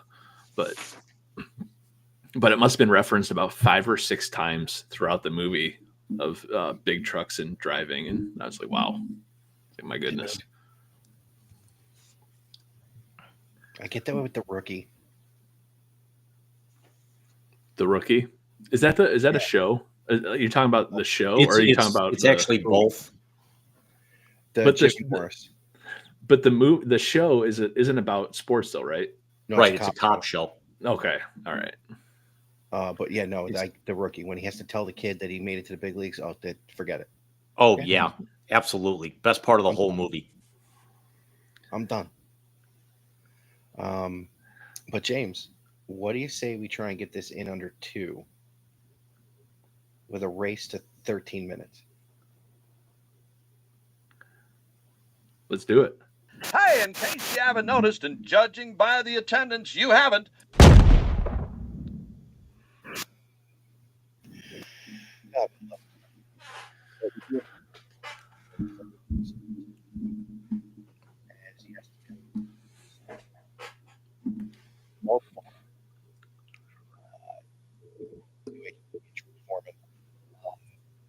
I can honestly say that was the first HBO fight I ever watched. It was when he down Michael Moore to win the heavyweight championship at age 41. I mean, I've made a billion burgers on this thing, but losing it in Kinshasa and then winning it in the mid-90s. It's an amazing story. But George is gone. That was tough to wake up to yesterday morning.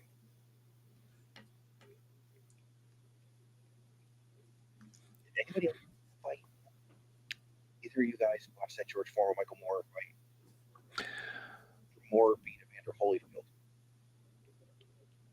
I never really watched too much Foreman. When I started getting into boxing, it was after him. So I didn't really, I was more along the lines of the Tyson Holyfield stuff. I was never really big into boxing. So I knew the names just being around sports and just being a sports fan in general. I knew the names, but I was never really a big boxing fan until Tyson really came up. And then it's like, oh my gosh, this 17-year-old can knock people out with one punch. And it's like, and he wasn't just knocking out lightweights. He was knocking out significant boxers with significant names. So, and it wasn't until then that I started kind of paying attention to it. And then, hearing about Big George Foreman, and it's like another dude who could put you out with one punch, but he did it differently. he was methodical about it. Where Tyson came in and just caught you. Foreman did it methodically, and he wore you down, and then he would lay the hammer, and then it was lights out. So it's definitely a different style of boxing, but obviously he's one of the greats for a reason. So Absolutely. Jim, since you are the bigger March Madness guy of all of us, I think, why don't you tell us biggest upsets? John and I talked about this. You and I talked about this as we've only got 3 games left, and they're all ongoing right now. One of them is essentially over at this point. And then we will have the Sweet 16 set. Of the 14 teams that got in from the SEC into the field of 68, 7 of them are going to the, as it stands right now, going to the Sweet 16. Oh, the SEC is a basketball conference now. Apparently, no longer a football conference. Nope. We never really had a Cinderella in this tournament. We only had 3 double-digit teams advance out of the first round. Number 11 Drake knocking off my Mizzou Tigers. Number 10 Arkansas over number 7 Kansas, and then the stunner of all stunners, number 12 McNeese State over Clemson, which a lot of people took McNeese in that game. But McNeese gets shellacked in their second round matchup. Maryland, as we and also Colorado State, number 12 over 5 Memphis. But Colorado State was the hottest team in the country in terms of being from a major style conference going into the tournament, and then they lose at the Horn to Maryland just about a half hour ago, where you saw me with my jaw agape when we were talking with Alex. Texas Tech handles Drake no problem. Arkansas stunned St. John's yesterday, which was Mike's champion, if you guys remember last week's show. But our Sweet 16, we're looking at Auburn versus Michigan. Mississippi is putting it on Iowa State right now by like 25 with under 2 minutes to go.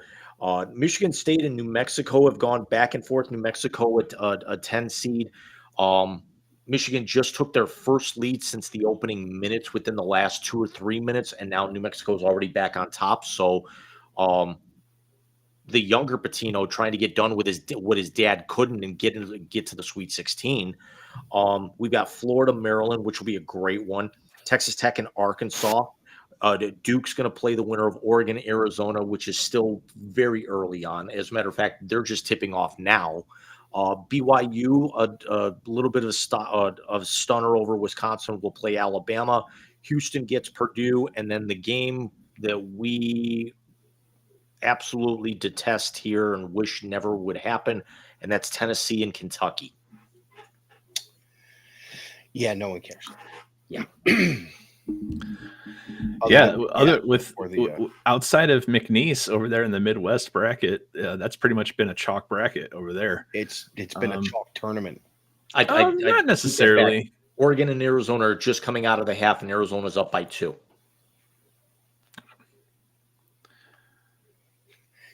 They used to Pac-12. That's Big. That's now Big 10, Big 12.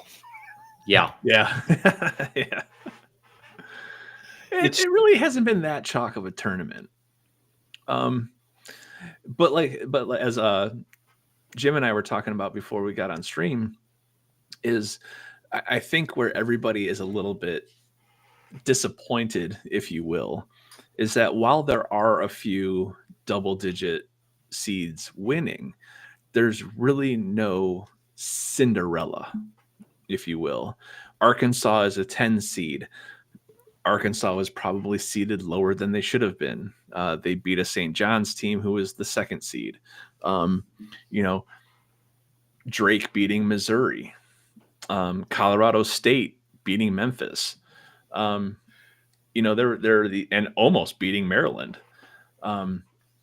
But if you look at these teams, yes, they're not in the Power 4 conferences, but they are also not the Cinderellas. So it's like they're not necessarily just the wins that you're seeing aren't total surprises. I mean, John, is really, Arkansas really not out. a- Go ahead. is Arkansas not a Cinderella because Calipari's their head coach? I was just gonna say that. Can you really be considered a Cinderella if you got a legend like that? Here's the thing, guys, and I'm not, and I think the Cinderella, as we know it, as defined as we know it, is extinct, thanks to the portal. Because every year turns into free agency now. Every year turns into who was it? Purdue beat High Point, and High Point, I think 3 of their 5 starters. Now, who has heard of High Point before this year? But I follow college basketball pretty religiously during the season. Okay, I think 3 of their 5 starters were Power 4 conference players that transferred in. So that to me is not a Cinderella. You know, a Cinderella to me is having 5 seniors who have played every game together since freshmen at Drexel coming in as a 13 seed and beating a 4 seed and saying, you know, and putting their stamp on it as a Cinderella, because these are 5 players that have played together for 4 years and have gelled into the Cinderella, have basically molded that shoe, if you will, and can honestly wear that slipper. Not going to be many Princeton UCLA's like 30 years ago. Exactly. It's just not going to happen, because now those teams, it's like if you have a player who might be on the, I'm talking about a bubble player who is like a 6th man at UCLA, but he doesn't want to be the 6th man. He wants to be the man. So he'll go to a team like Portland. He'll be the man at Portland.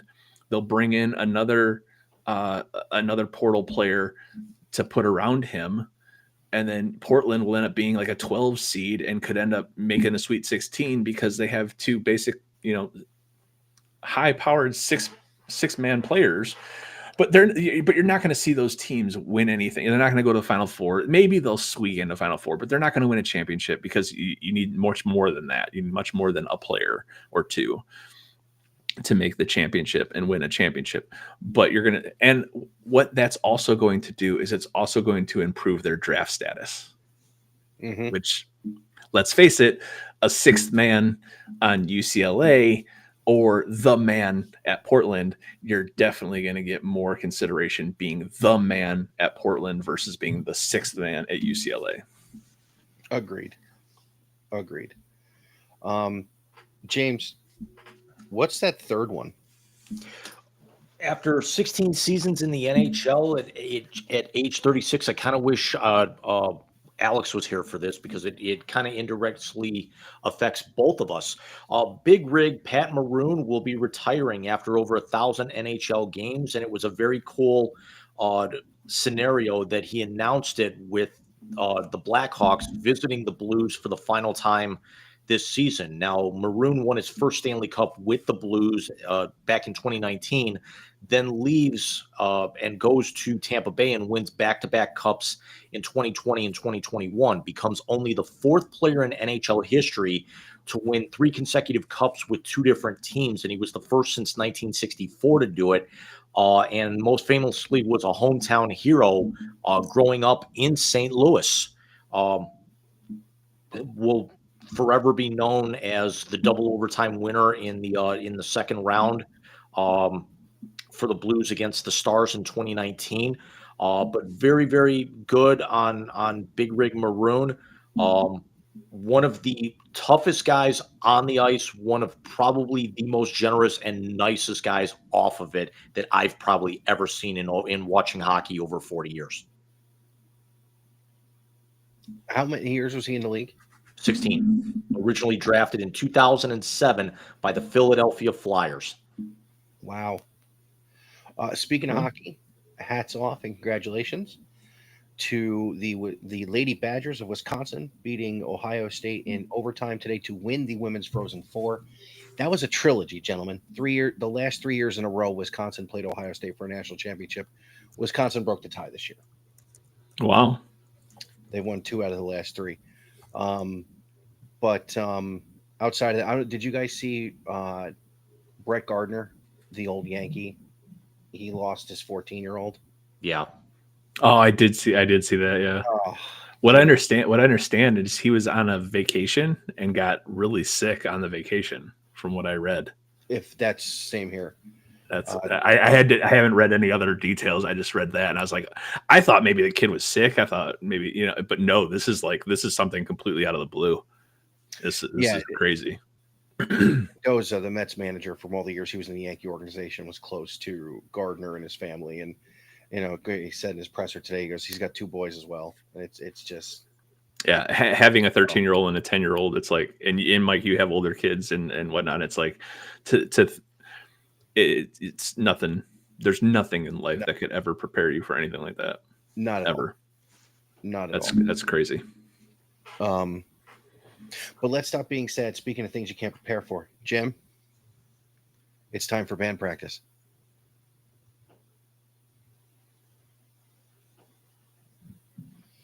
Would you shut up and just push the button already? No, God!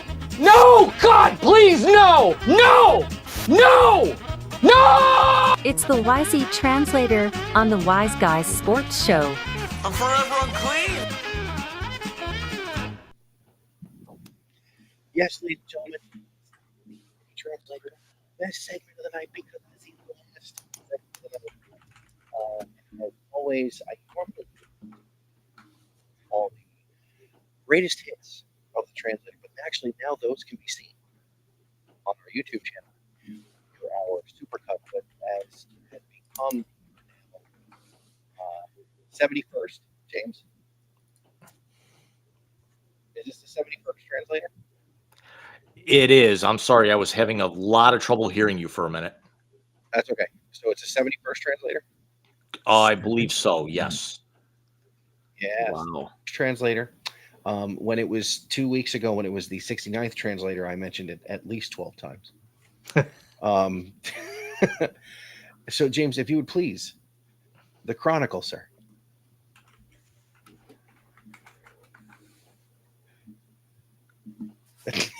You schmuck.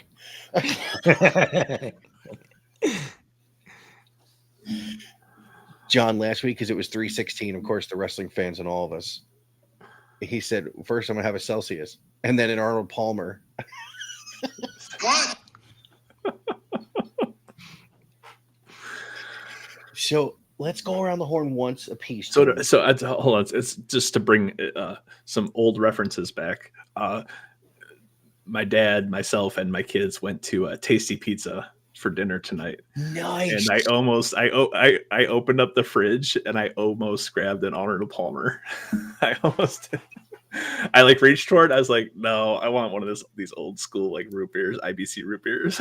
I had pop over on Thursday for the first time in probably about 3 months. I've got 3 gallons of Arnold Palmer sitting on top of my fridge right now. It's all I drink anymore. I stayed away from the Celsius because I spent 3 days in bed last week because I was literally with exhaustion. So I stayed away from the Celsius tonight. Wow. I drank a lot of water, but I stayed away from Celsius. So let's run around the horn just once tonight, gentlemen, as we try and endeavor to cut the Wise Guys from an epic to merely an episode. And I'm going to start with my colleague on the bottom there. John, your name is Wisey Translator. And yes, I'm going here because I want to know your thoughts on it. Is Cleveland Browns GM Andrew Berry?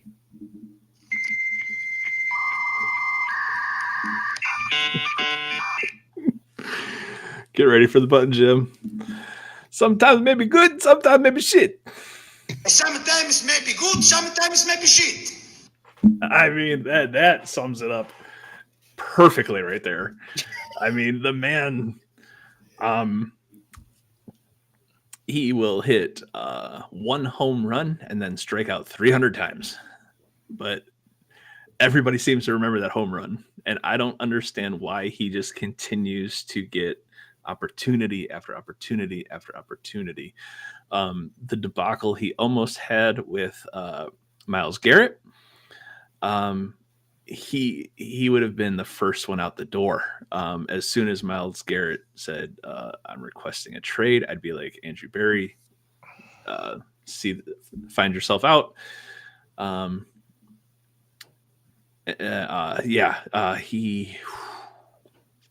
analytics does not work in football. It just does not.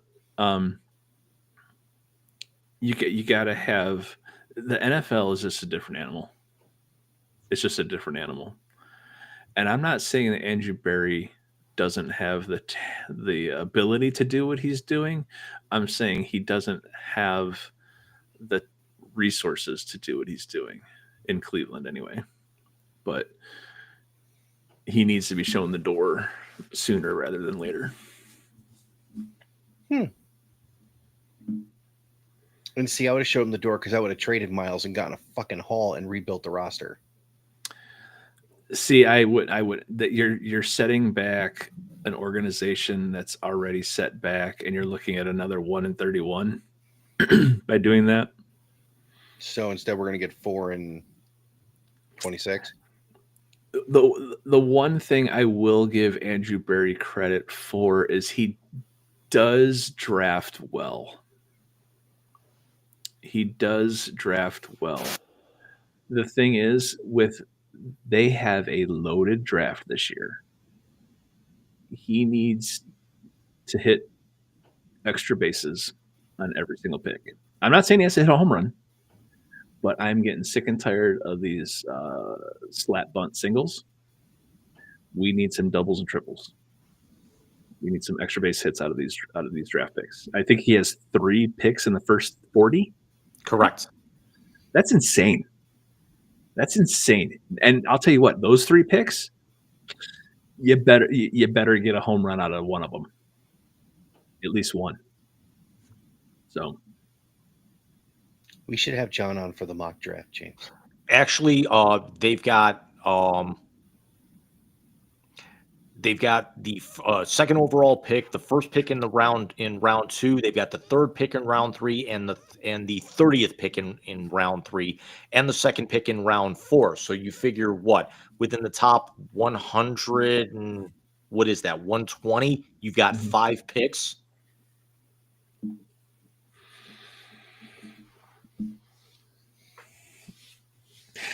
Yeah. And there's 128 teams in college football, right? Right. Something like that. So you have the ability, and you have 5 picks in the top 120. You have the ability to take the best player from 5 different teams. I never looked at it that way before. That's where I actually think it was good for them not trading Myles, because you still have 10 picks. What were 2 extra picks really going to do? Mm-hmm. And I'm not talking about the best player on the board. I'm talking about the best player on their team in their locker room. You have the ability to get 5 of the best players on any 5 rosters. And Jim, if I can play devil's advocate to your statement, ask the Houston Texans. Yeah, but the difference is the Texans really didn't have anything in the closet. The Browns do. The Browns do have some talent. And they've won 2 straight division titles. It's the worst division in football. Did they The win it? NFC South is bad. The AFC South is worse. It is, but it's not like they're getting into the playoffs and then getting blown out. They're also winning playoff games or being competitive. Granted, the one playoff game was against the Browns, but still, they're being competitive in the playoffs. Yeah, I mean, and that's what I'm saying. That's where I would have traded Myles Garrett. I would have looked Jimmy Haslam. I would have looked the great value Jerry Jones in the face, and I would have said, Houston. That's why you trade Myles. You can't. That's proud in this draft. But there is a Will Anderson, and I would be shocked if they didn't take him at 2. Here's the thing. If they have to take now I'm drawing a blank on his name, the DB from Colorado, Travis Hunter. Travis Hunter. You have to take him at 2. You have to take him at 2. I You take can Carter. you can put him. You can make him and Ward bookend DBs, and they don't have to touch a single thing. Like you could just leave them alone. You can just absolutely leave them alone. You keep Myles Garrett because that defense is now solidified. You can build around that defense. I'm looking at Baltimore Ravens style here. Honestly, you don't have a Ray Lewis, but Myles Garrett is as close to a Ray Lewis. He's just not a linebacker as far as influencing the game to another level. Plus, if you get Hunter, you can also incorporate packages for him on the offensive side of the ball. I'm not saying he plays both ways all game, but he is a player that you can put into a slot for a few plays. You can actually design some plays around him to get him, 10 to 12 touches, 8 to 12 touches a game. Because a player that electrifying, you just don't keep the ball away from him. But he's primarily a DB. He is going to be a all-pro DB for a long time. He has Hall of Fame type caliber talent, but you have to package something for him on the offensive side because you just can't keep someone that talented away from the ball. Yeah, John, you need to be on the mock draft episode. Jim, what do you got?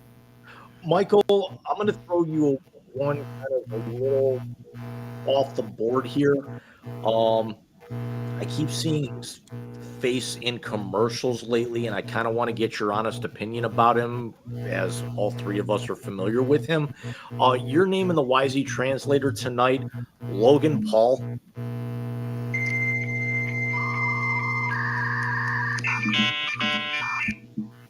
This motherfucker. Listen. I have the same amount of respect for him as I do, I don't have any, now that I think about it. No, he needs to go away. He needs to take his brother and run back to fucking Lakewood where they belong. Yeah, but that means that they're around our neck of the woods. I mean, why would you do don't that to claim them. Why would you do that to John and Mike and John and myself? We don't claim them. They should go to Cincinnati. Okay. I got to pull the Belichick clip. We're on to Cincinnati. Yeah, they need to be on to fucking anywhere but here. Here being where either any of the three of us are. You don't live in Cleveland. You live in Cincinnati. I need to see them and the Kelseys in a fucking cage match. Yeah, but the difference is Logan Paul's been in an elimination chamber cage match, and Jason Kelce's only a goof that hops over the ropes, when it's 40 degrees outside in a mask and at WrestleMania. Boots. And work boots. Look at these goofs.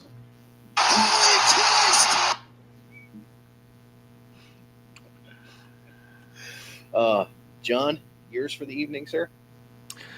I'm gonna go with Jimmy up there, and since the other reason why I'm going with Jim is because I know his affinity for elf culture in the world of NCAA basketball.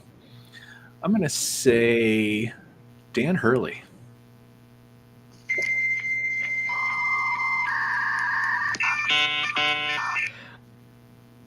I'm gonna totally steal the line. I don't remember who was on the call, if it was Jim Jackson or Grant Hill, but they actually said that he is a walking meme. Even though they lost their first NCAA tournament game in 14 tries today to my Gators, as now I'm seeing a Fortnite commercial with Sub-Zero on it, that he is still arguably the best coach in college basketball. He's extremely emotional. His post-game interview definitely moved me a little bit after the loss. But I'm sorry, Dan, you don't walk on water. You don't get every single call down the stretch. It's for the fact of how tightly whistled that game was, and then for the officials to put the whistles away, allow open-ended murder at that particular point, and nearly get teed up when Florida's on a 14-5 run. Keep yourself in check, dude.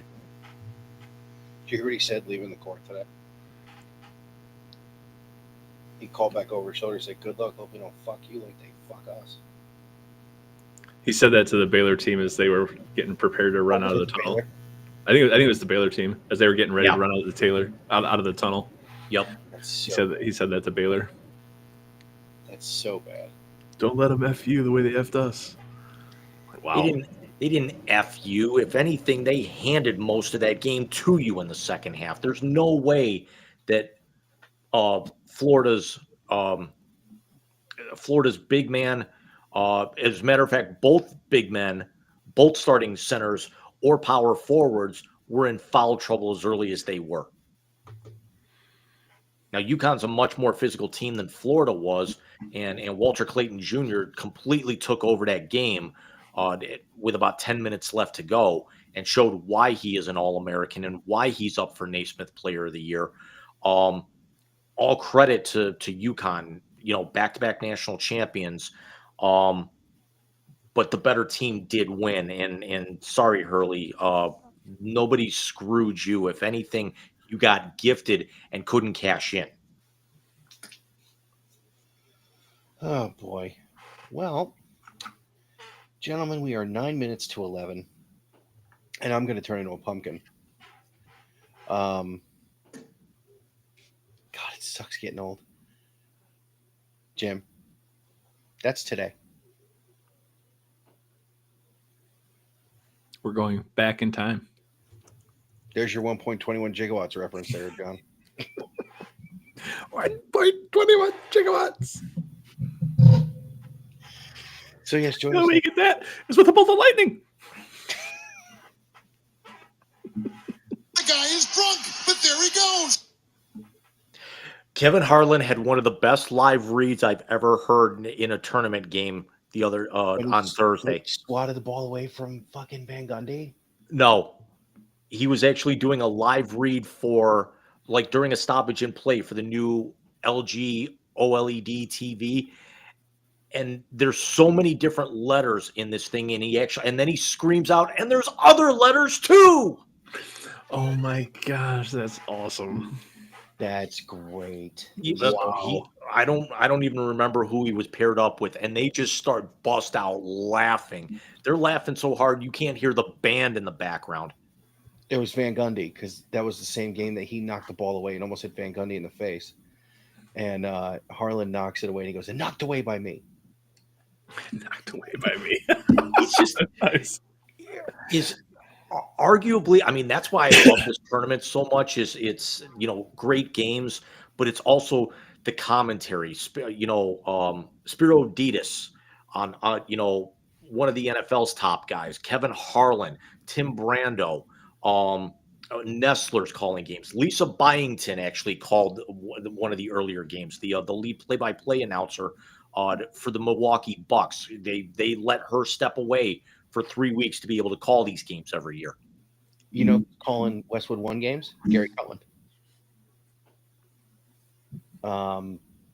So next week, Jim and I will have the Final Four should be set next week, right, Jim? Yep. So we'll have a Final Four preview next Sunday.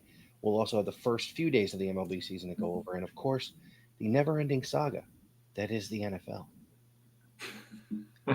But before that happens,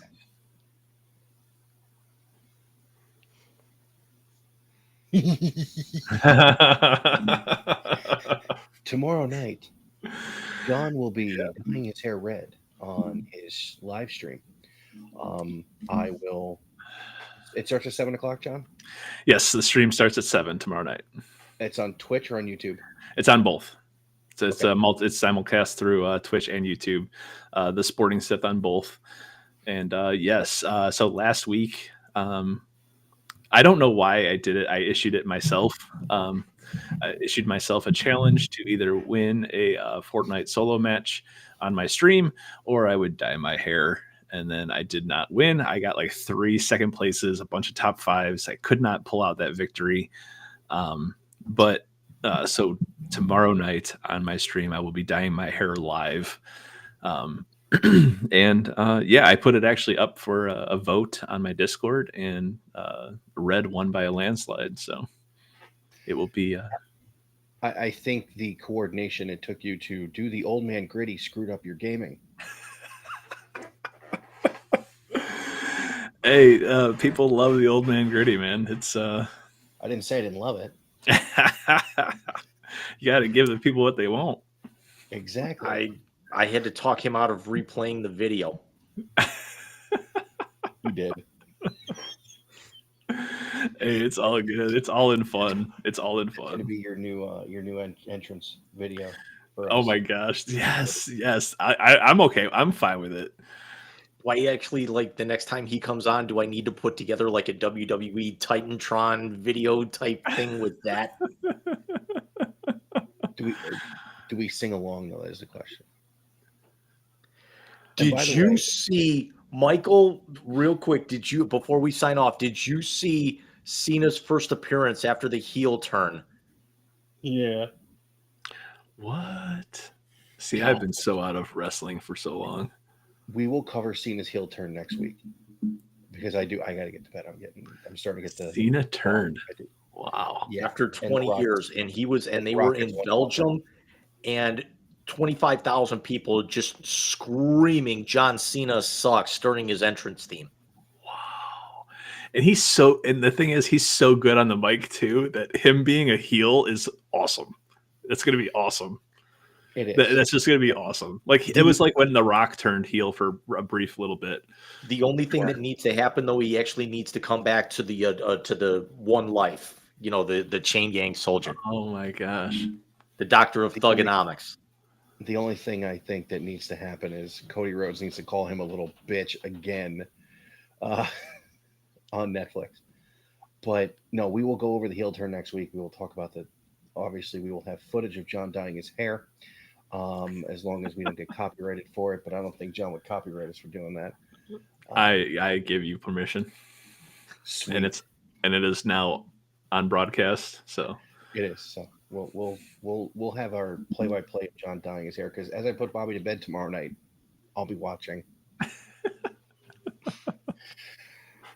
But gentlemen, thank you so much for a wonderful night. I know Jim's not the big baseball guy, but he humors me one night a year, and we throw baseball in the whole front end. So thank you for being here, John. Thank you to Alex, who was here before. James, by the way, I liked that intro for the Horsemen. It's absolutely fucking. dude, that was so good. That was Thank so you. good. It was Thank so good. I was speechless. I was shocked. I'm like watching it going, oh my God, this is awesome. Oh, Wow. Jim, don't forget. Episode 3 of the W2's podcast is being recorded tomorrow night. Yeah, and we'll definitely we'll plug that next week as well. So we promise that we're going to get a little bit closer to the 2-hour mark, maybe the 1:45. We're going to actually start timing some things out a little bit. It's the production that we actually told you guys. And once we actually hit the 100 mark, we got a lot of ideas in the can. I think next week, Mike, we bring the 6-pack back for a trial and go from there. We'll see everybody in a week, John. We'll be in touch, and you're going to be there for the draft episode. It just has to happen. You got it. John, we will probably see you at some point tomorrow night. Everybody else, we will see you a week from tonight. Everybody take care. Good night, everybody. Good night. Good night.